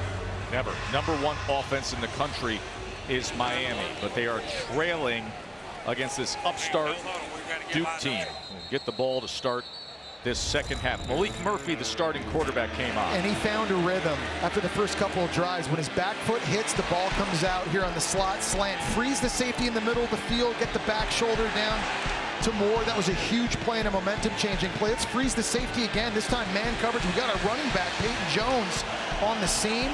And right here, man coverage, 3rd down. You get the return whip route. Maalik Murphy is a bit of a streaky quarterback. He had some bad misses early, had an awful interception down near his own end zone on their second drive. But since then, playing in rhythm, having a plan, being really good in pre-snap, he's been playing with a lot of conviction. That was something that Jordan Moore said to us this week. We'll talk about that in a moment. Here's 1st down to start the second half for Murphy. And Katie moments ago with Coach Diaz. Manny, after going down 14-0, what did you think of the urgency and response you got from your team? Yeah, really proud of the defense. 3 and outs against a team that doesn't go 3 and out. We're taking away the explosive plays, which they thrive on, and then we found a way to move the football in offense. A lot of guys making big-time plays, but we're only halfway there, right? So a whole other half to play, and our mindset is 0-0. Thank you. Thank you. There is a guy who has made a big play. Jordan Moore, the wide receiver, who said of Maalik Murphy, he said he's confidence poised, level-headed, very confident in his ability, and we're seeing that composure here in this game as they connect on the slant. It was Murphy to Jomo. And a very accurate throw, putting the slant right on the face mask of Moore. He had no choice but to catch this. And you know these slants are going to get contested in tight coverage, but again, no defense for a perfect throw. 11 yards, first down Duke. As Thomas struggles to get back to the line of scrimmage where he is tackled immediately. And you're still seeing a lot of man coverage here early in this drive. We talked about that before halftime, Joe. Was Lance Guidry, the D coordinator for Miami, going to change up some of these looks on the back end because they were getting burned a few times, but they're staying aggressive. They're staying uptight, close to the line of scrimmage, trying to challenge Duke's receivers, trying to get Maalik Murphy off rhythm.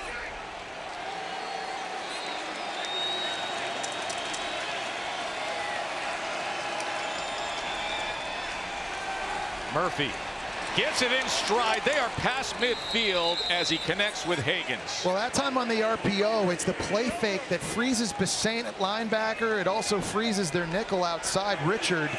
And with access, that was an easy pitch and catch. Quick to the line. Star Thomas trying to bounce it, but he is pursued down the line. Maui Noah cleaned it up with the tackle. I like Star Thomas, and I've enjoyed watching him on film. He's a physical runner, and he's the type of guy that gets better as the game goes on. He had a quiet first half, but people bounce off of him a lot when they try to tackle him. And here with the lead in the second half, you know Duke and offensive coordinator Jonathan Brewer would love to be able to just turn around, hand the football off, and move the sticks.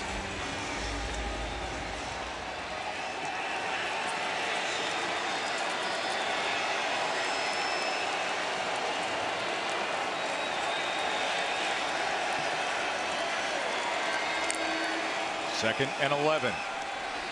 Murphy launches it downfield. And coming up with the catch was Higgins. There's another man situation in the slot. Now it's not press man, but the DB is playing way off. And that time it's Jadis Richard again. And you've seen a back shoulder throw in the first quarter. You saw another one right there. 34 yards. As Jones goes straight ahead for a couple. What a good-looking opening drive of the second half for Duke. You know, and you got to give Maalik Murphy credit because he's being good in the pre-snap. He's checking the safety rotation. He's looking out at the cornerbacks to see where their eyes are, and he's determining that it's man coverage pre-snap. So right here, you see him get to the line of scrimmage. We're okay. We've got a good play on against this coverage. We're going to take a shot. I got the matchup I want, and that's what helps you play in rhythm as a quarterback. You've already determined who you're throwing it to. You just got to take your steps and get rid of the ball. Remember, this is a redshirt sophomore who helped keep Texas's college football playoff hopes alive when he was 2-0 as the starter. And he leaves Texas before their CFP run, comes to Duke, and now is really starting to find his rhythm here. What a day this could turn into. And he's got to feel good at this point, too, because he's got Eli Pankel, who's been their best route runner the last couple of weeks. And then all of a sudden, Jordan Moore, who we know isn't playing 100%, he's been able to step up and win a lot of one-on-one opportunities as well outside. So right now, it's not as obvious who Duke's going to be throwing to in this situation. They've got a lot of viable targets outside. There's a big 3rd and 6.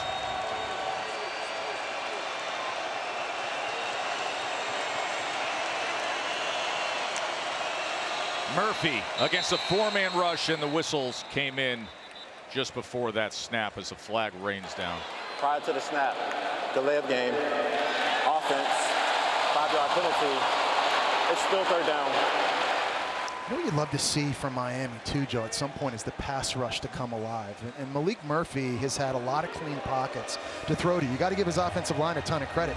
Miami came into this game leading the ACC in sacks per game. And they've got guys like Mesidor, who you just saw there, a lot of dudes that are going to play in the NFL. These guys have to now step up and win their one-on-ones. Super talented defensive line. They can win those one-on-ones, and here's an opportunity to do that on 3rd down and 11.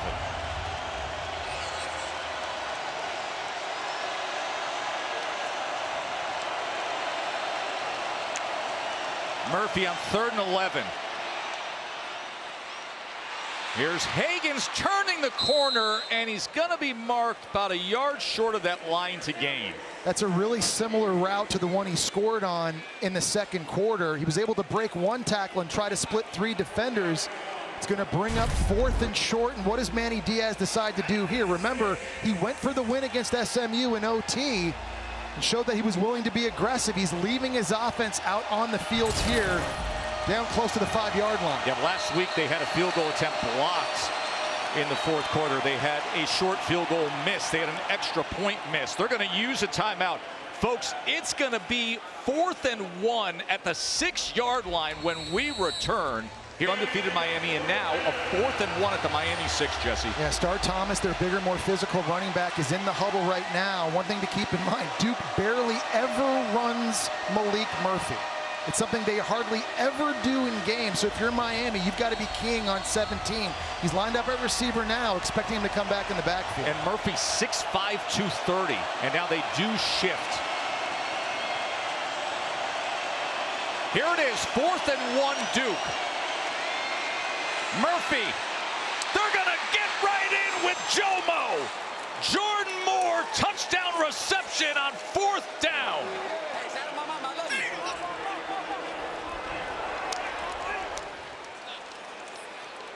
Well, the freeze from the defense on Star Thomas coming this way just freezes 3 bodies inside, and that allows Joe Moore underneath on the flat. This is a tremendous design. It was just a split second of hesitation, and that's all Jordan Moore needed to outflank the defense and score a massive touchdown on 4th down. And give credit to Jonathan Brewer with some of the play calls he has dialed up. But Jesse, let me say this. I mean, we've been calling college games together for many, many years, and you can sense sometimes when you get days like this how there are these emotional turn moments. Yeah. Jordan Moore provided one in this game. They were down by 2 touchdowns. You were just wondering how they were going to respond after losing the way they did last week against SMU. And you're right, it was ugly early. It was 14-0, and you're thinking, here come Cam Ward, here comes Miami. But that one play by Moore, again, not being 100%. No. It galvanized his entire team. Defense responded. Offenses responded. Manny Diaz keeping the foot on the pedal and staying aggressive like on that last 4th down right now. All the momentum is on Duke's side here. And for Manny Diaz, you see him there, considering how things ended here when he was the Miami head coach. And Mario Cristobal took over later that season at the end of that road for Manny Diaz, and now his return to South Florida. Chris Johnson on the kickoff return. As Johnson with a decent return, and it ends up being this kind of a performance by Diaz's team, 28-17. Hey, Tuesday on ESPN, the College Football Playoff Top 25 show presented by Allstate. The first rankings release as we get ready with the Allstate Playoff Predictor. Yeah, it might look a little bit different. That's coming into today. I know. That number 90 probably is changing a little bit as we speak right now. Still a lot of football left to go. Obviously, Penn State trailing at Ohio State against Ohio State right now as well. Texas still has to play Texas A&M down the road. A lot of football left. And Ward on the slant, Restrepo. And look at Restrepo work his way to midfield. And don't forget, you can go to ESPN.com/Allstate Playoff Predictor to check out your team's chances. I like that idea by Miami, by the way. You've got to get Cam Ward now back in rhythm. He's only completed 3 of his last 11 coming into the last throw, and the ball's just got to be able to come out quickly. And look at Mark Fletcher. Inspired. Tough running from Fletcher, who, as we told you, has been grief-stricken, playing with a heavy heart after the loss of his father, Mark, last week. Services were just at the end of this week. And how about Xavier Restrepo on this play, as you see a Duke player down? Just made a big catch. Now you're going to come up and you're going to block Cameron Bergeron, get a little bit physical and help your running back out.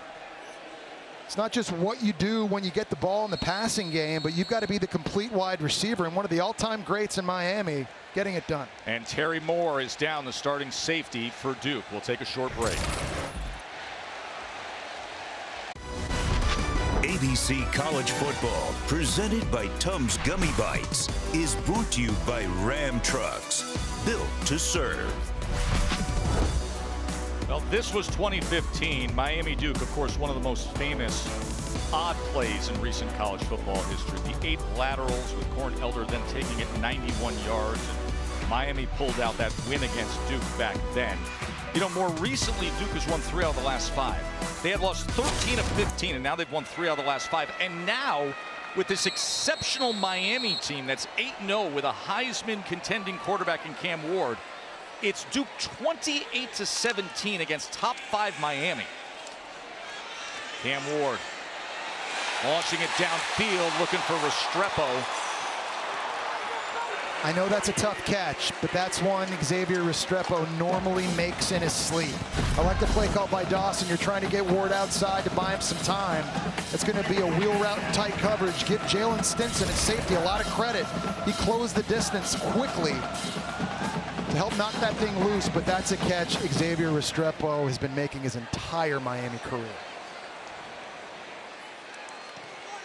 4 catches away from becoming the all-time leader in receptions here at the U. 2nd down and 10.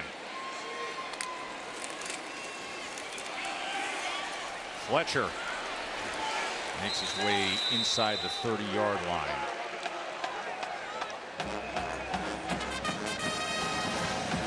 By the way, Terry Moore did walk off the field. We saw the safety for Duke who was down and being attended to by the medical staff moments ago. On this 3rd down, Duke just brought on their best 2 pass rushers, Wesley Williams, number 97, and number 7, Vincent Anthony. Fresh bodies on a critical 3rd down. These are 2 guys that love to get up the field. Can they get pressure here on Cam Ward?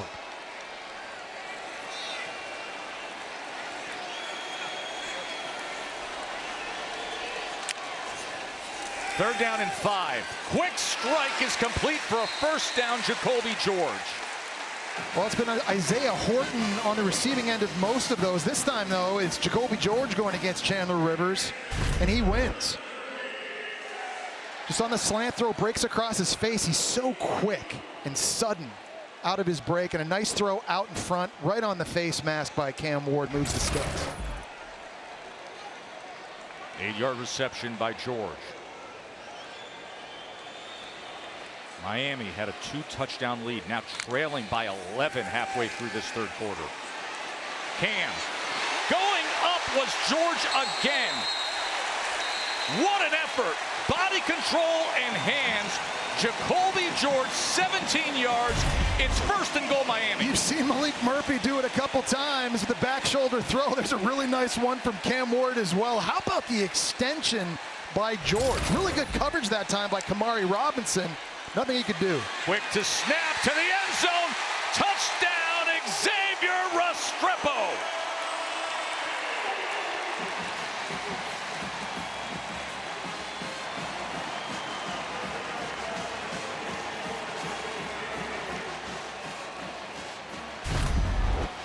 Nice job here of Restrepo, working the outside technique of the defender and just curling up here in zone coverage between 2 defenders. You see the corner outside, looks like he's in man. He's going to crash that. He's peeking inside. That had to be a perfect throw and a perfect route. And that time, you heard Katie talking about it earlier, Cam Ward and Xavier Restrepo just being on the same page. Dos Equis go for Dos. They're going for 2 to try to make it just a field goal margin. Ward trying to run it himself. Does he have the push? How about that? Road grading right in. Give credit to that offensive line. And it's back to just a 3-point margin. And that was a bruising block that time by Elijah Arroyo on Kendall Johnson at linebacker. And this paves the way for Cam Ward. Arroyo, normally we're used to seeing him making catches down the field in the vertical passing game. He slammed the linebacker and helped score. This is the touchdown to Restrepo. This is such a good route and such a good throw on time because Chandler Rivers, a corner, number 0, He was peeking in. He was trying to pick that off, but it all got set up by the back shoulder catch. And they were quick to go to the line there. That did not get replayed, as they didn't look to see the continuation, the firm control. They went right to the line. They snapped it. Quick strike that goes 2 minutes and 47 seconds, 7 plays. And Ward and Restrepo connecting for another touchdown. And for Xavier Restrepo, he is closing in on history. These are the career numbers. He's still number 2 right now in total receptions, number 2 in yards, number 3 in yards, excuse me, but he could make history today.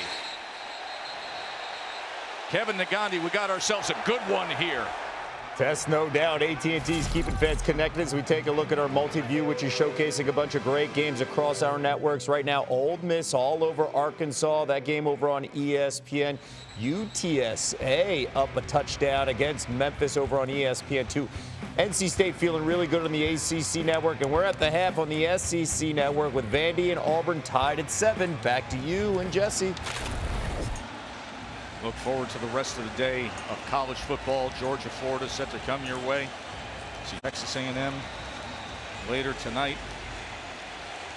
And Michael Irvin giving kisses to Xavier Restrepo, who has already passed him on the all-time list and now has pulled the Canes to within 3. Undefeated Miami trying to stay perfect today. Star Thomas looking to bounce this as he is chased down by Barron. Katie.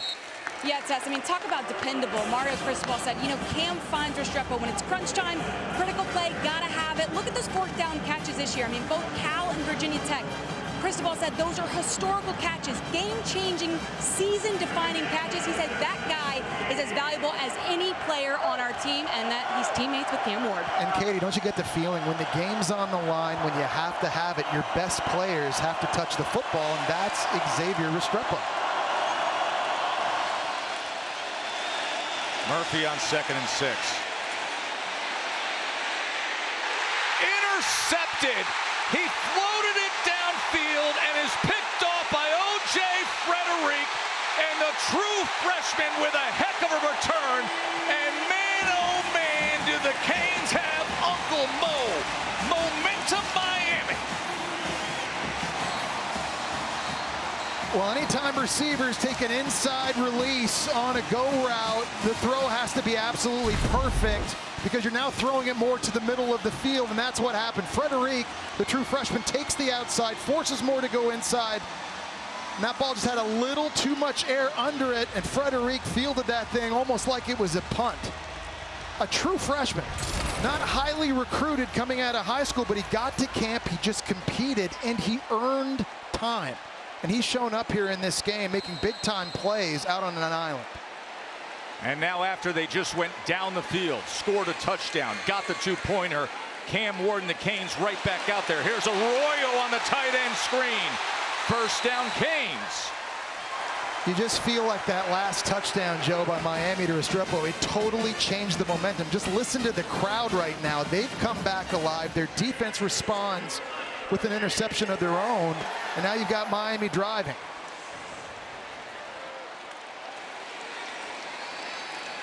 Martinez, as they push him ahead. Look at this. I mean, you talk about desire and wanting it and getting after it. The offensive line making a decision to do just that. Yeah, Nez Cooper's 350 pounds. He's the right guard, 73, and he kind of bear hugs Martinez from behind, and he's just pushing. You've seen this against Louisville. You saw it against Florida State last week, and you're seeing it again now. Again, those body blows, Joe, those 2-3 yard runs early, they become bigger runs later in games.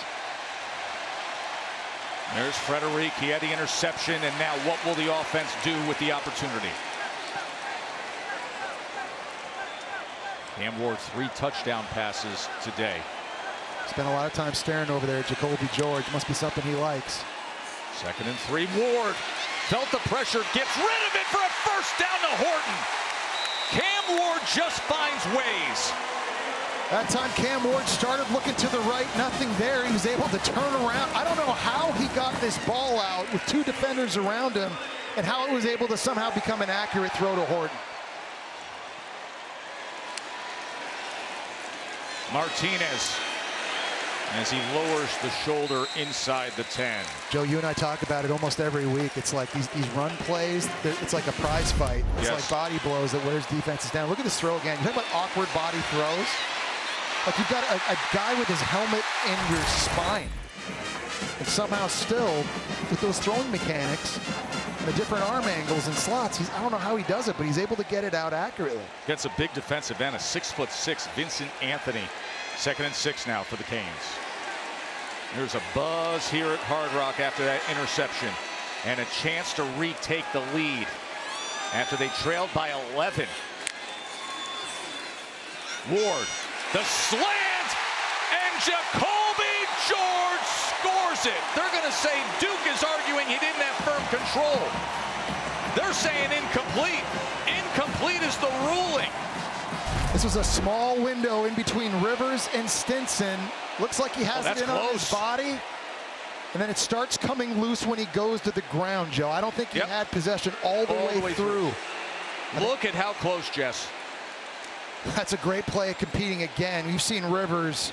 He's done this time and time on slant routes this game.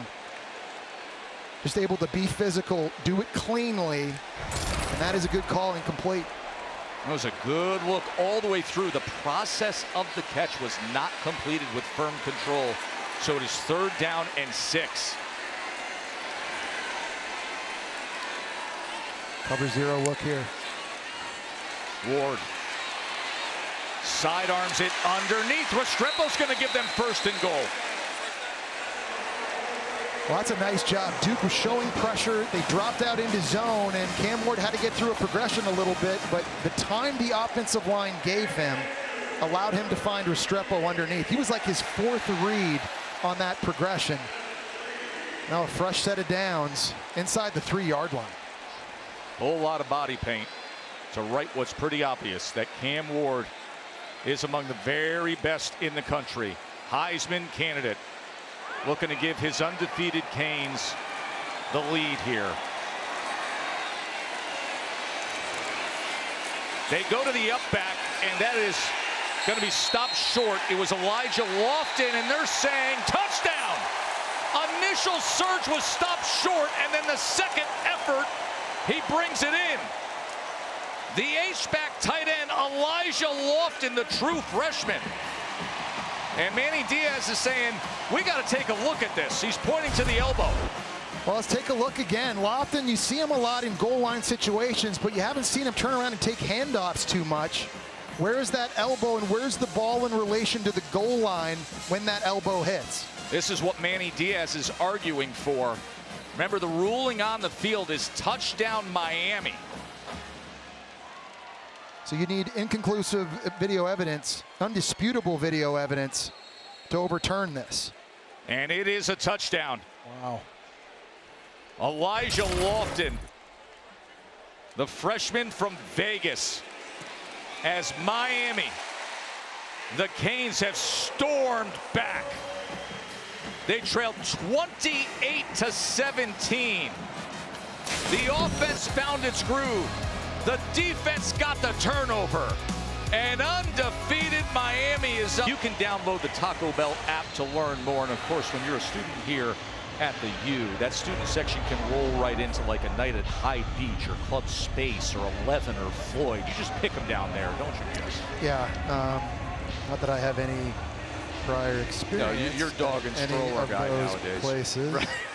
Never seen them in my life.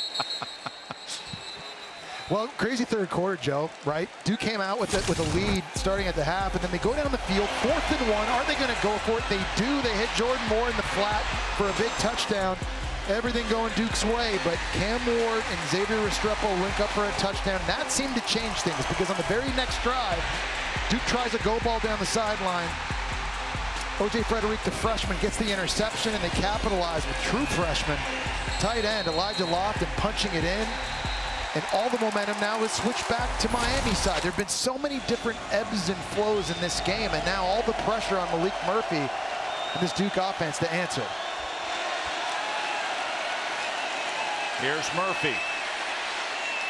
As he comes dragging across and finding Eli Pankel. Pankel goes ahead for that line to gain. It's been a wildly entertaining third quarter with everything you just put forth. The 4th and 1 by Duke that they scored on. Miami with the big surge and a 2-point conversion. This is how we've arrived at 32-28. You know, there's so much pressure now, I think, on Miami's secondary at this point in the game. Duke's receivers have made a lot of big plays, especially down the field. They've made big plays on third downs. The secondary, which I think is the biggest question mark for this Miami football team. Can they step up here in the second half and ice this thing? Peyton Jones. Peyton Jones gets free. And Jones still on his feet, working his way towards midfield. First down, Duke.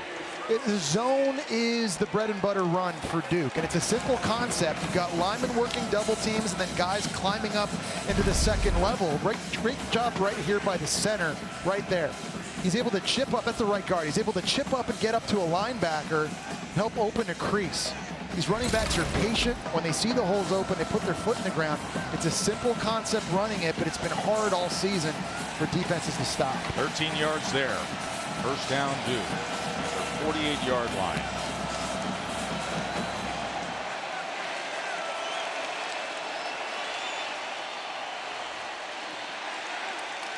Not much this time for Jones. No, and it was big number 10, Simeon Barrow, getting a stop. He has had such an impact on this Miami defense since transferring in from Michigan State. A guy that's 6'3", 290 pounds. And Joe, it hasn't just been run stopping like what you just saw. The big guy's got some wiggle to him too. 5.5 sacks this year. He's been a problem blocking in run plays and pass protection as well. And he makes a big stop for Miami. Had that big forced fumble at Louisville that they scored a touchdown on. Yeah. Very active, disruptive guy, to your point. 2nd and 9.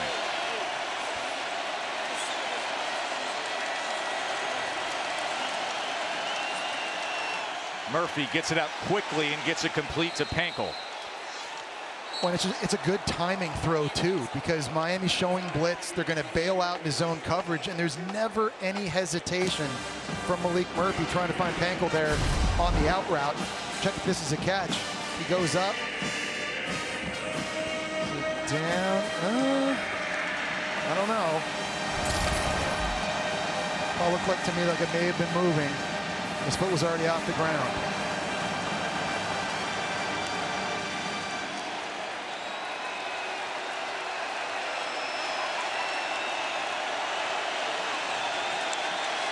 Third down and 2. Murphy sprint right, downfield throw. What an unbelievable effort from Jomo. Jordan Moore does it again. This will go down as one of the great catches of this college football season. Running the smash route, ball thrown behind, just palms it with his right hand. That looks like that's going to be way incomplete, way behind him, and on a massive third down, right in between. Talk about making some plays. Jordan Moore just made one to cap the third quarter. That's so far the play of the day. And now Duke is in position to start this fourth quarter, trailing undefeated Miami by 4. Star Thomas as he drags the defender inside the 15. Here are Jordan Moore's 2 catches today. Well, he had the play of the day earlier in the first quarter. This was the first one on the back shoulder fade. That was remarkable, able to stay in bounds. And this is just incredible. Come on. I mean, in between 2 defenders, climbing the ladder behind him. I know this is a guy that's been battling injuries these last couple of games. I think it's safe to say he's healthy, right? I mean, you have to be to make a play like that. They put that side by side. Garrett Wilson with the Jets and what we just saw with Jordan Moore. End around. Here's Brown. He's looking to pass the ball, and then he is taken down. And a face mask call likely coming in here at the end that may bail out Duke. Wow. And you talk about bailing him out. You're right, Joe. Personal foul, face mask, defense number 9. The penalty is the boards half the distance to the goal. Automatic first down. Watch Tyler Barron at the end, Jesse. And listen, Quayshawn Brown has to throw that ball away. You cannot take a tackle for loss in that situation. If it's not open down the field, you just got to get rid of this thing. Very, very fortunate, because Miami had it covered, and they were bearing down on him. Just a bad penalty from the Tennessee transfer. Jesse, trick plays like that on a condensed field in the red zone often can go that way. And now the penalty just eliminates any worry or concern with what they just called. It was going to be a loss of 9. Instead, it's 1st and goal. Murphy to the end zone, and he throws it away. He was outside of the pocket. That ball crossed the line of scrimmage, so it's not intentional grounding. You know, down here at this point, Joe, you got to throw to your biggest playmakers, and who's shown up time and time again for Maalik Murphy? It's Jordan Moore. No, he's been the star of the day for him at the biggest moment. That's the guy you got to look for and find, and they've been moving him from the right side to the left side. But I think getting him away from O.J. Frederick, and maybe working against Deani Hill, number 19 from Miami, that's what Duke should be thinking. He's going to be at the top of your screen. The number 2 receiver to the top of your screen is number 8. And he's up against Jadis Richard. Let's see if that's where it goes on 2nd and goal. Murphy floats it to the corner of the end zone. No chance. He wanted to get Jake Taylor, the 6'5" tight end. They're without their 2 top tight ends for the season, by the way. Hasley and Dalmolin both out injured for the season.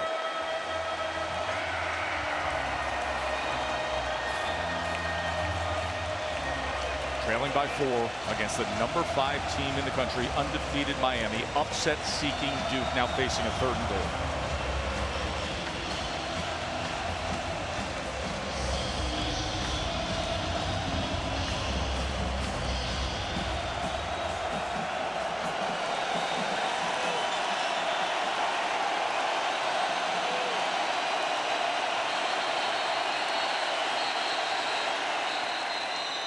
And a timeout is going to be used by Manny Diaz and the Blue Devils. 4th quarter drama. They're facing 3rd and goal when we return. 21 straight games to top 5 opponents. And here they are in the 4th quarter. Manny Diaz's return to Miami. And it's 3rd and goal, trailing undefeated Miami by 4.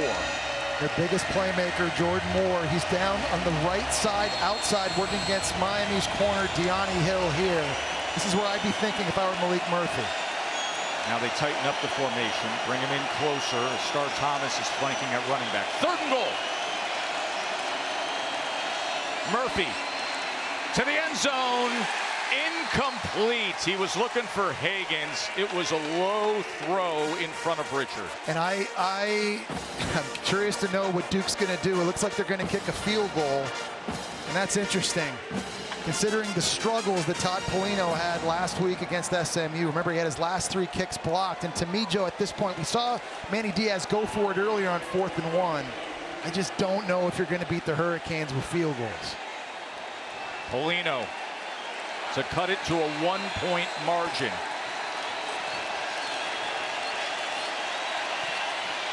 And he does just that. 32 to 31. Manny Diaz, his return here to South Florida. You know, it's interesting. We were just talking in the commercial break. He faced a situation earlier in this half where it was 4th down. They had the 6-yard touchdown, and they went for it when they were closing in. Here he just cuts it to a 1-point margin. Well, I think when he made the decision earlier in the 3rd quarter to go for it on 4th down, their defense seemed to be getting Cam Ward and that offense in control a little bit, but we've now seen an explosion from Cam Ward in this offense here more recently. And to me, I think that has to sometimes change your mindset. Are field goals going to get it done, or is Cam Ward in this offense, are they just too explosive? And we're going to have to win this game scoring touchdowns. Time will tell, obviously. There's a lot of football left to go. Oh, I mean, how about this Miami season? You talk about a lot of football left. The Hail Mary turnover, overturn play against Virginia Tech, the 25-point comeback at Cal, the wild game we had at Louisville. I mean, time and again, as the squib kick is fielded, and it does so with Lofton with a good return. Elijah Lofton, who had the touchdown run moments ago, the true freshman playing special teams, gets that return for Miami. And now sets them up in great field position. And Joe, referencing what you said a second ago, we've seen how well Miami's been able to finish games this year. They make a lot of really good adjustments at halftime. They've been the best second-half team this season in all of college football. Point differential of 16.5 points. A big reason why is that guy right there. He seems to play his best when the game is on the line. And certainly this feels like a huge moment for Miami.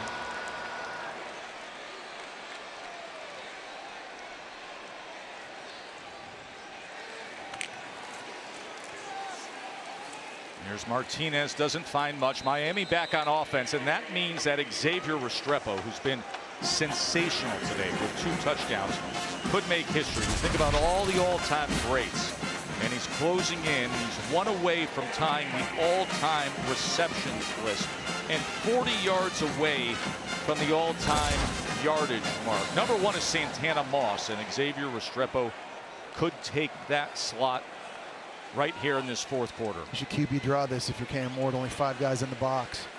Diamond bunch formation to the top of your screen. 2nd and 8.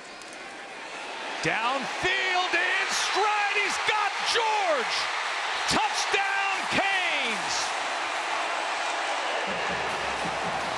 Zombieland celebration for good. A 49-yard strike out of the oddball diamond formation to the top. Went right downfield. Made it look easy. The defense thought Cam Ward was just going to spit this thing out very quickly, and they forgot about George on the outside. They think this is just going to be a screen. Everybody starts to bite. No one is concerned about George on the outside running vertically down the field. And just a nice job putting touch under the ball, making it an easy catch. We talked about just how explosive this offense is, particularly in second halves of games, and you saw it right there. Borregales adds the extra point. Don't blink when Cam Ward's on the field. It only took them 49 seconds to respond. He has 4 touchdown passes today, 28 on the season. Oh, what a beauty this was to George. 39-31. Man, oh man, is this offense fun to watch. Celebration by the Heisman contending Cam Ward, but this is the guy who was on the glory, and Jacoby George, as Michael Irvin says, attaboy, 49-yard touchdown, and with that, undefeated number 5 Miami has a 39-31 lead over Duke.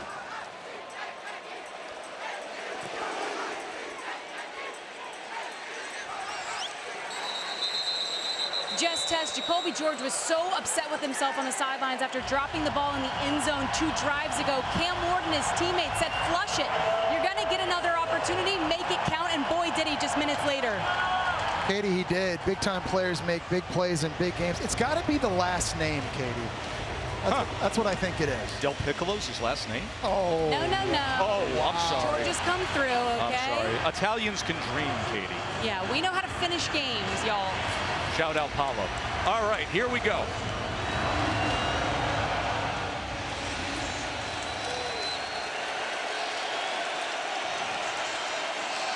Sar Thomas cuts back against the grain and goes ahead for 8 hard-earned yards. That's a tremendous job because Ruben Bain had that thing sealed off, and you see Thomas just be able to put his foot in the ground and get upfield. Physical running, and a play that they needed, this offense needed badly.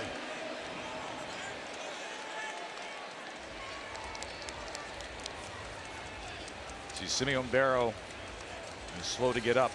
Want to remind you, we've got really important ACC action tonight. 7:30 on ESPN. Louisville against number 11 Clemson, Jesse, and then 8 o'clock on the ACC network. Number 18 Pitt, number 20 SMU. Today feels like the day that'll define so much as to how we arrive at this ACC championship game. Going to be some separation, no doubt about it. The SMU game tonight's so interesting. It's like their first home game in over a month. And take a look at these percentages and chance to reach the playoff. A lot of that is based off who's Miami's played so far and who they've got left. Remember, Pitt still has to play SMU and Clemson. And that SMU Pitt game tonight is interesting. Jennings, standing quarterback for SMU, had 3 big interceptions last week against Duke. He's got to be careful against that Pitt defense. Remember, they had 3 pick-6s, I think, on consecutive drives against Syracuse last week. Good news for Miami, by the way. Big Simeon Barrow getting up, getting to the sideline. They need him. He's top 5 in the ACC in sacks. And remember this discussion we're having about the ACC, and of course, as you know, the new college football playoff format with 12 teams, and the conference champions will be seeded 1 through 4. The first rankings reveal is coming Tuesday night. Will we have major disruption prior to that? We got undefeated Miami here, back and forth with Duke. 2nd and 3. Thomas tackled for a loss. Ruben Bain the first to get there. They line up Ruben Bain to the field, and I love that idea because at 275 pounds, he's so strong, he can create a wall and set the edge. So when offenses are trying to run to the wide side of the field, he can force it to stop and go back into the traffic. He almost made the tackle the previous play, and he does make the play right here, now setting up a big 3rd and 5.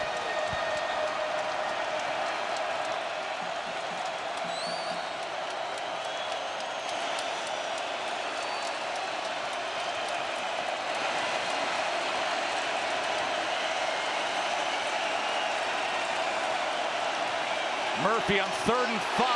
That is denied. Pass defended by Richard. He was looking for Pankel. Jadis Richard was sitting on that hitch route. He was waiting for it. As soon as this ball came out, he attacked. He's got his eyes in the backfield right there. No hesitation. Good explosiveness.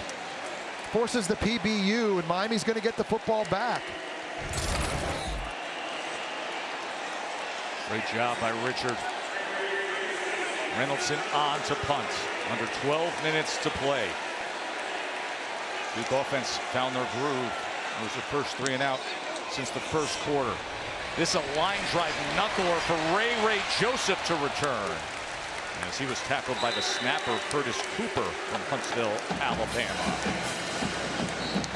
Reminder, this is just the start to an exciting day here on ABC.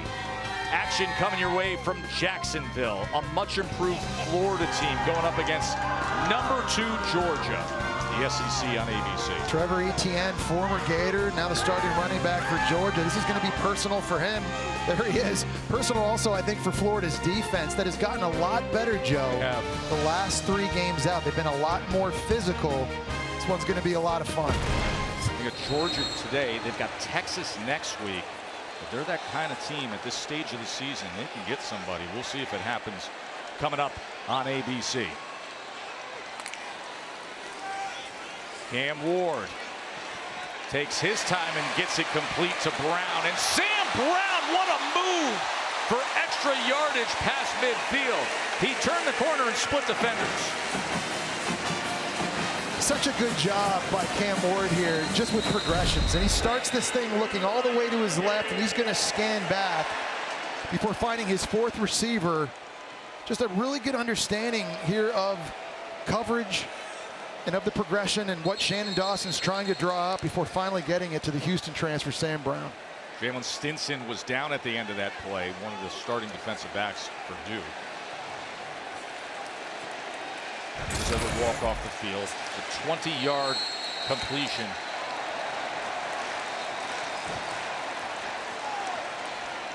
Cam Ward, 4 touchdown passes today.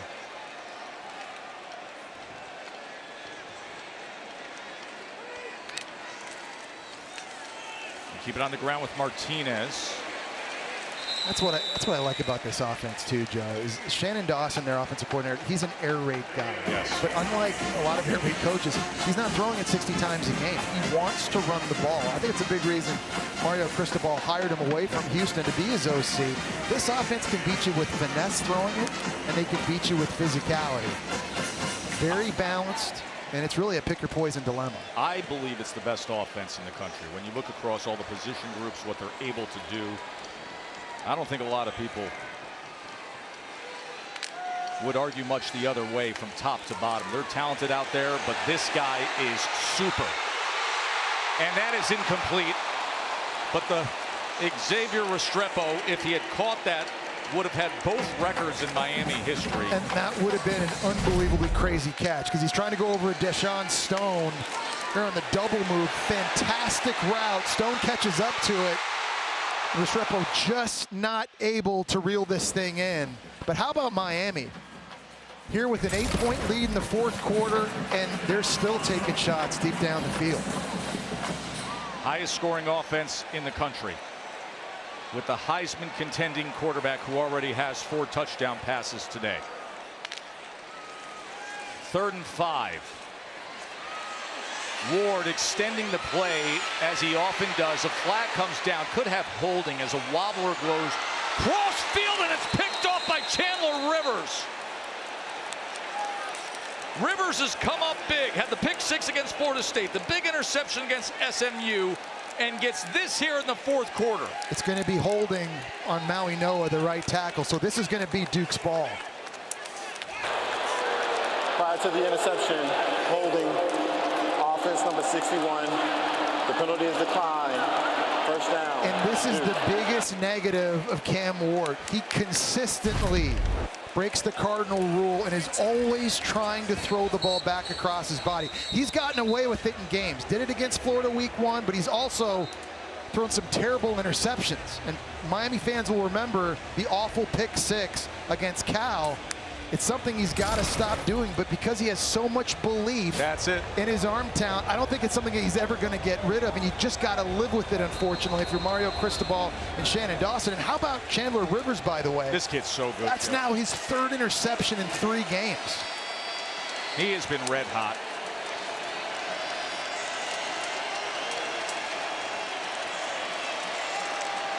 Duke, just a possession game now with the ball. Peyton Jones. Under 10 minutes to play. Zone, zone, zone. That's what you're going to get up front from Duke in this offensive line. Ruben Bain did a nice job that time getting inside, but because he snuck inside, he got out of his gap. You got to have gap control here if you're Miami's defensive line. You got to eat these double teams and allow your linebackers to run free. They're struggling with that here on these last 2 drives.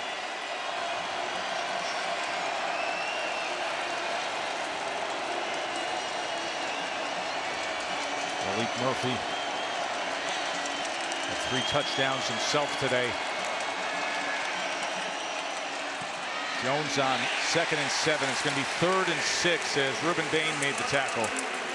4 straight run plays. Nobody can block Ruben Bain. He's literally taken this thing over. He's going to slip inside the right tackle here. There's nowhere to go. He was hurt, missed 4 games with a soft tissue injury. Since he's been back in the lineup, the guy's just living in people's backfields. And he's starting to take this game over here in the 4th quarter.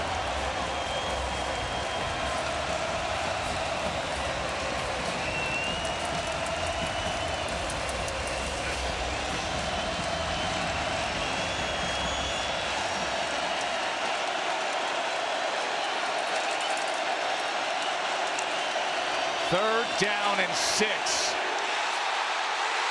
Nearly intercepted by Maui Noah. It was Frederic the first to deflect it, and the Miami defense holds. Wow, very, very lucky.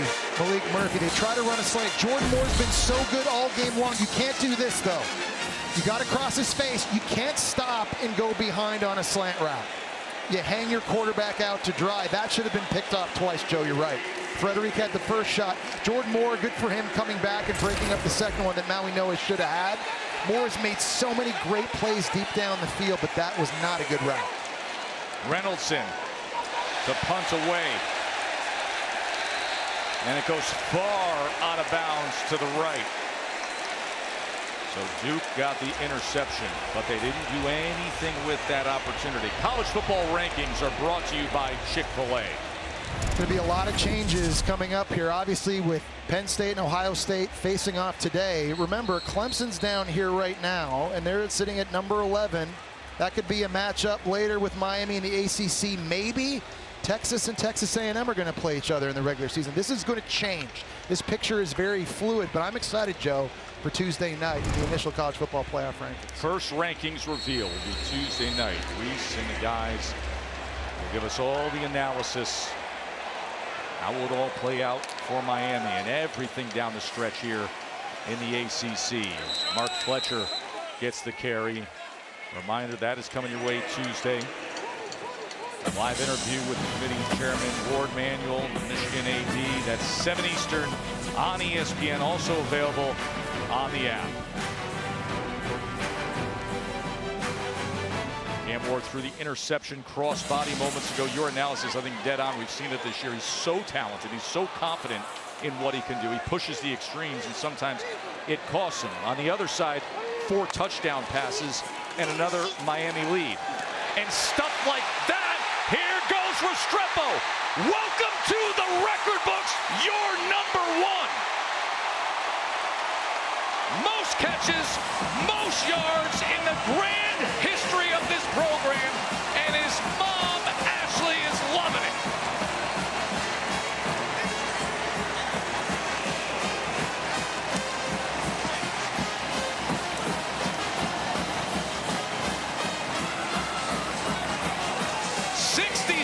Yard touchdown, Xavier Restrepo.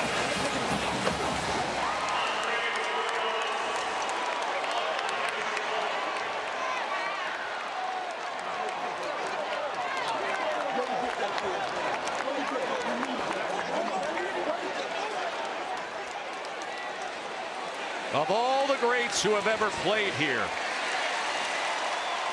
nobody with more yards or catches at the receiver position.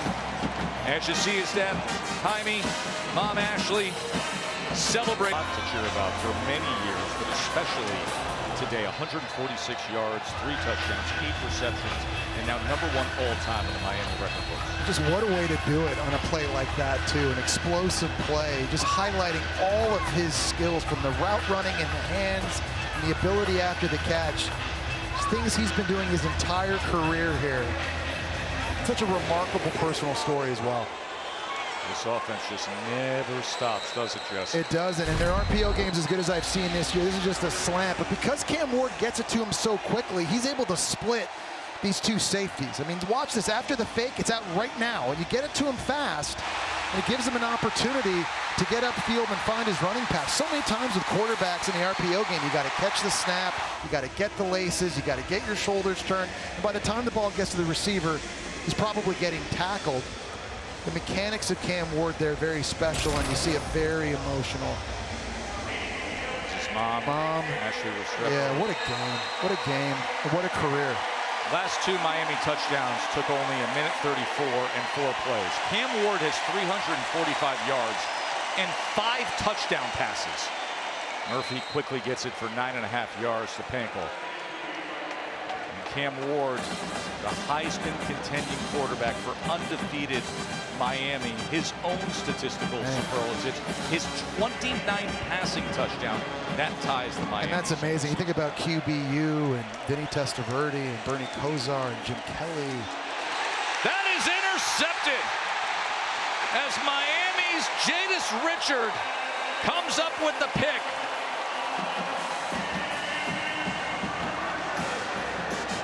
Richard's slow to get up. Eli Procol is just running a spot route. And when you throw over the middle, tips lead to picks. This is a catch that Procol should have made. Jadis Richard there to get the interception. We certainly hope he's okay. You're going to see the route coming from this side. Here's the spot. It's a bang-bang throw that needs to get caught. Ball tipped in the air. Jadis Richard is reaching for his right leg. And with that, and the medical staff out there, it gives us time to check in with Kevin and Booger. Tess, let's go to Happy Valley. Biggest play of the game. Penn State on 4th down, Boog, and they cannot convert against the Buckeyes. Yeah, I thought it was a terrible play call. Nobody open for Drew Aller. You got to get a better play call if you're the OC, Andy Kotelnicki. Down goes unbeaten Penn State, and Ryan Day now 6-0 all-time against Penn State. 20-13 the final. Tess, back to you. It was a big win for Ohio State as we are back here in what has been a thriller all day, and then Miami here in the 4th quarter. Just the offense exploding with Cam Ward's 5 touchdown passes. The concern is with Jadis Richard, the cornerback from Miami, who just had the interception moments ago, but has been slow to get up, and the medical staff is helping him off the field with no weight being put on that right leg. You got to give the secondary of Miami a ton of credit in this game. They've had some ups and downs all throughout the course of the season, but 3 massive interceptions. That's been one of the biggest stories of this game so far. And here in the second half, when you've got an offense led by Cam Ward with all the playmakers at receiver and running back and tight end, when you're stealing possessions, giving it back to your offense, It's just all complimentary. Here's Cam Ward on his day. This is the first drive of the game. This play took about 8 seconds before this throw got off. This is incredible. Off a tip drill, Restrepo able to make the catch in the back of the end zone. Then it's Cam McCormick, the 9-year senior transfer out of Oregon on the drag route in the red zone. This play, I think, Joe, in the second half, the touchdown catch by Restrepo is the one that changed the momentum for Miami.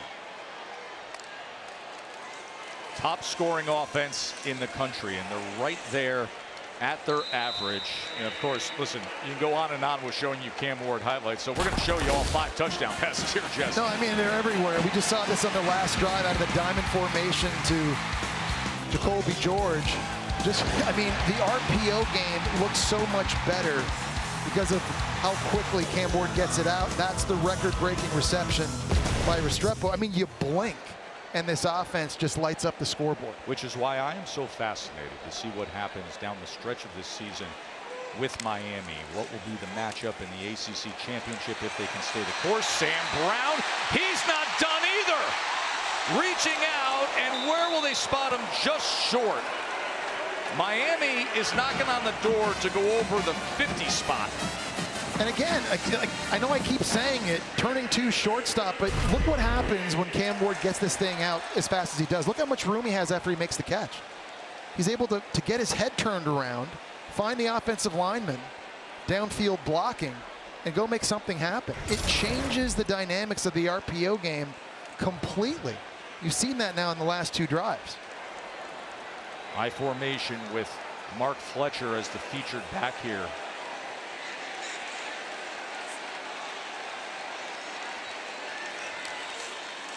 Fletcher straight ahead, and Fletcher into the end zone as he takes a knee and points to the sky. Last week, his father, Mark Sr., passed away. He played on against Florida State.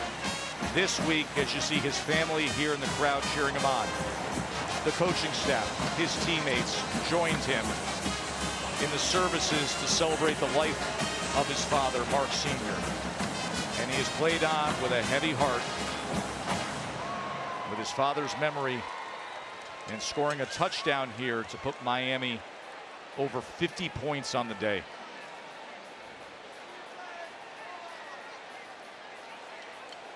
The 5th game this season when they have scored 50 or more. The #1 scoring offense in the country.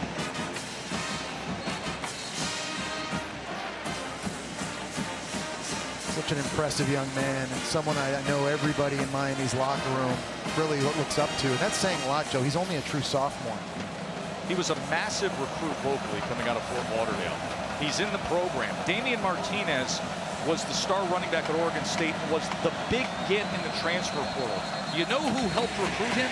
Mark Fletcher, who knew it's going to cost him playing time. Yeah. He wanted the best possible team here in Miami. Yeah, absolutely. And a guy that just shows up every single day, not just on game day, but all throughout the week in practice with the right attitude, playing hard, giving great effort. See these really touching photos of him and his father. Mark Sr. passed away last Thursday. They were in the midst of practice when he was informed, Katie. Yeah, Tess, I mean, his teammates just say that they admire the incredible strength and the selflessness, truly, that he wanted to continue to practice. He wanted to play against Florida State, and that after the funeral yesterday, he wants to be out on the field with his teammates. This has been such a special season. Obviously, his heart is heavy, but the fact that he wants to continue to produce and play for this team means a great deal to the guys around him.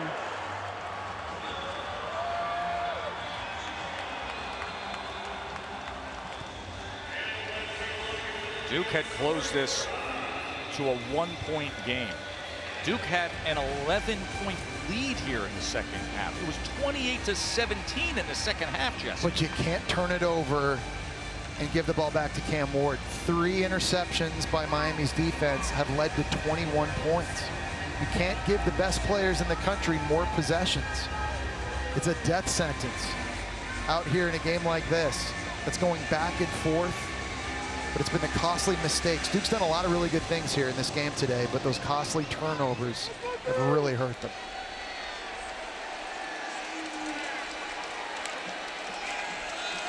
Maalik Murphy He is pressured, but able to get it complete out to the 39-yard line as he's able to connect with Higgins. That is not a good sign for Miami. And J.S. Richard, we hope the best for him. He had the interception moments ago, and now it's being taken off in a car. And they've had injury problems already in the secondary for Miami. Remember, their starting corner, Damari Brown, got hurt week 1 against Florida. So if they lose Richard, that's not good news. Murphy able to spin free and then gets it complete, but immediately tackled was Higgins, and you can see the effect of that as he was driven back by Patterson, the true freshman safety. There's J.S. Richards. Defensive backfield, Jesse, as you mentioned, Damari Brown was injured earlier this year. It was a very talented front seven. They've given up big plays with the defensive backfield. They do not want to get thinned out more and more. No, that's the big question to me when you start talking about, can Miami win a national championship? The secondary, I think, is the glaring weakness throughout the course of the season for Miami, but they've come up with some big ones today, and they're playing with a little bit of a different attitude here in the second half. That's a really nice tackle by the true freshman, Zaquan Patterson. They feel he's going to grow into something very special. He comes from Chaminade, Madonna, was a 5-star prospect. They have been mining big-time recruits with Mario Cristobal, and he's one of the young ones. Reminder that the great rivalry, #2 Georgia against Florida, is coming your way right here on ABC, and the kickoff time is going to be 3:50, so we're 19 minutes away from that great rivalry there in Jacksonville. Jesse, a rivalry that you took part in with Coach Spurrier back in the day. Yeah, that was a lot of fun. Those are two pretty talented teams going back and forth. Oh, ball is out. And it is picked up by Miami. Another turnover here as Cam Pruitt, the true freshman linebacker, with the fumble recovery. Yeah, it looked like Maalik Murphy was trying to step up in the pocket to avoid the rush. He hit his own player. It was Brian Parker at right tackle who popped it free. Akeem Mesidor had a chance. Watch. He actually kind of like tried to scoop it up. And then I think inadvertently just lateraled it back to his own teammate. Worked out pretty well. I don't think that was designed, but another massive takeaway for this Miami defense. Ruben Bain was disruptive as well. You see Mesidor from Ottawa. The hotbed of football in North America. You and I spent about a half an hour breaking down the CFL postseason stretch run yesterday. We did, We're I so know. Sick in the head. So Miami out to put this one away.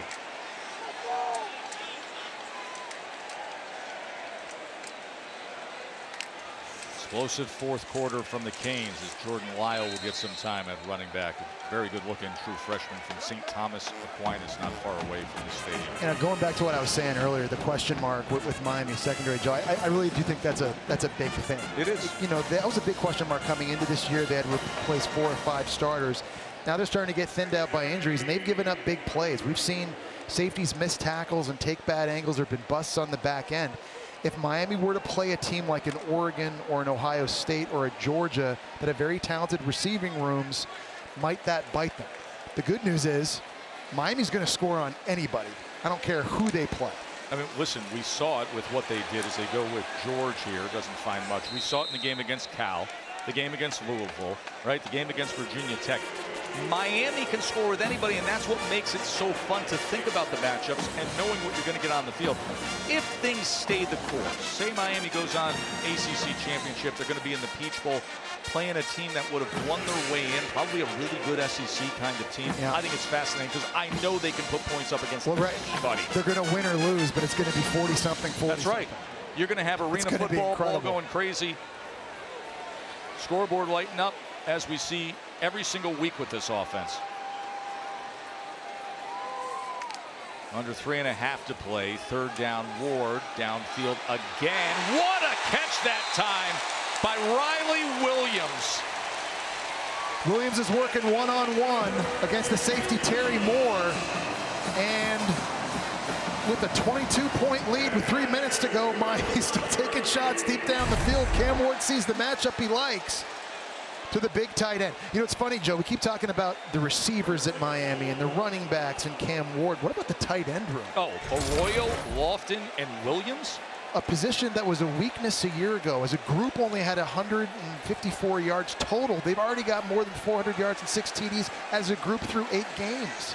First and goal just to cap this thing, as Ward puts it away with that 3rd down completion. This time he's sacked. Ball is out, and Duke recovers at the 10-yard line. Okay. I think now if you're Mario Cristobal, Yes. you take Cam Ward out of the game. Please. Yeah, and we don't need to be throwing the ball anymore up 22, down with less than 3 minutes to go. We just talked about what this team might look like in the college football playoff. It doesn't matter if number 1's not playing quarterback. So, Terry Moore coming in on him. yeah, so let's just close the game out now, run the ball, because it's those kind of shots you don't want your quarterback taking. Cam Ward very lucky he's okay there. Look at Shannon Dawson. He's like, dude, I'm calling handoffs. Stop RPOing. Exactly. Terry Moore had the sack. Deshaun Stone had the recovery. And Cam Ward, okay, you're walking off the field. Remember, he just had the big completion. Jesse, he has 400 yards passing and 5 passing touchdowns. Yeah, like, and he wants to throw his 6th late in this game, but you just got to kind of know when it's over. A remarkable day by Cam Ward. Never gets phased. Remember, there was that stretch where he'd only completed 3 of 11, the start of the second half, and he just comes out. He just keeps slinging it around. And you're just going to have to live with the crossbody throws and then the bad interceptions like we've seen, but just the upside with this guy. It's not just the physical attributes to me, Joe. It's the fact that he's an alpha. Yep. His leadership and his poise, he just has the things you can't coach, and it's what makes him special. 2-minute timeout has arrived. Been an emotional day for a couple of families here. Mark Fletcher, of course, the passing of his dad. He scored a touchdown moments ago as they were celebrating. And then the Restrepo family, as Xavier is now for 4 straight against Florida. Number 2, Georgia, coming up in about 10 minutes right here on ABC against an improving Florida team, especially on defense. As Murphy goes to Brown. Brown crossing the entire field looking to pick up blocks here with under 2 minutes to go. So Manny Diaz returns to Miami. He does so with everybody pointing a finger saying, how does it feel? What's the emotion? He says, listen, I'm at peace. I've moved on. First year at Duke, put together a pretty good defense. Got a quarterback who's developing. Duke team's pretty decent. Yeah, and the score doesn't indicate just how well Duke played in this game. I mean, they were in control going in at halftime, and they fought back after a tough loss a week ago. Look at their schedule coming up, Joe. At NC State, Virginia Tech, and at Wake Forest. All very winnable games. I'll tell you, Duke could end up with 9 wins, maybe 10. 9 wins would be the second 9-win season in 3 years. Still lots to play for the Blue Devils. A lot of people still wondering how they didn't get a win last week and maybe would have been ranked coming into this game. 6 turnovers against SMU. Peyton Jones takes it out of bounds. First down, Duke. And for Miami now, you know, offensively, got things rolling. It's been that way each and every single week. It's going to be interesting to see what the defensive backfield lineup looks like moving forward now with some guys getting a bit more banged up. That's a unit and that's a group on the back end of this defense that I think is going to be the determining factor of just how far this Miami team can go. Murphy comes back on the receiver screen to Robertson. It was a record-breaking day for Xavier Restrepo. 8 catches, 146 yards. Number 1 all-time now in receptions and in receiving yards in Miami history. Which is crazy when you think about Santana Moss, Reggie Wayne, Andre Johnson, Michael Irvin, all of the greats that have played that position at Miami. And just what Xavier Restrepo has been able to do. Reminder that Florida and number 2 Georgia from Jacksonville is coming up in moments as soon as we finish up right here with Duke in Miami. Hey, DJ Lagway, who was, listen, the all-everything recruit, gets to Florida, and now this is going to be his 3rd start for the Gators. What do you think DJ Lagway can offer up against the Bulldogs? Well, he's extremely accurate, especially throwing the football vertically down the field. The question is he going to have time? I don't know if DJ Lagway has seen a pass rush like what he's about to see here today. That's going to be a big factor, is can the Gators offensive line give him time, because the Gators do have weapons outside at receiver that can stretch the field. Of course, Carson Beck on the other side for Georgia. So 3rd down and 7 for Duke here. Murphy is going to be taken down. Carson Beck, by the way, is from Jacksonville, Florida. You know that rivalry so well and what it means in that city. You're a local kid playing in that rivalry game. It's huge. Obviously, it has major recruiting implications as well in both states, but nationally. Really is a great game between two schools with phenomenal tradition and tons of talent. Speaking of talent, there is Cam Ward, Shannon Dawson, his offensive coordinator. They have been the best in the country this year. 53 more points to add to all their statistical superlatives. Cam Ward's day, Jesse, is going to finish with 400 yards and 5 touchdown passes. Ray Joseph fields this and makes the most of that return here in the closing moments. In the second half, when this thing became a real battle and they were trailing, he just took off. Look at the second half. Well, and again, we've seen this so many times this year against Cal, Virginia Tech, even Louisville when the game was on the line. In second halves of games, Cam Ward plays his best, and that's what you want from the quarterback position. He was 61%, 25 of 41 today. Came in leading the nation in completions over 20 yards. He gave us some big time highlights downfield again today, as Miami is going to stay perfect. Move to 9-0. First reveal of the rankings will come on Tuesday night. And there's top 5 Miami sitting there with the best offense in the country. A reminder, we're going to get you right to Florida and number 2 Georgia soon enough. 53-21 is your final here. It was fun until Miami just took off in the 4th quarter. For Katie and Jesse, I'm Joe Tessitore. Enjoy the rest of your day with a little Florida and Georgia coming your way. But first, let's get you back to our college football scoreboard studio with my good buddy Kevin Nagandi. Take it away, my man. Thank you so much.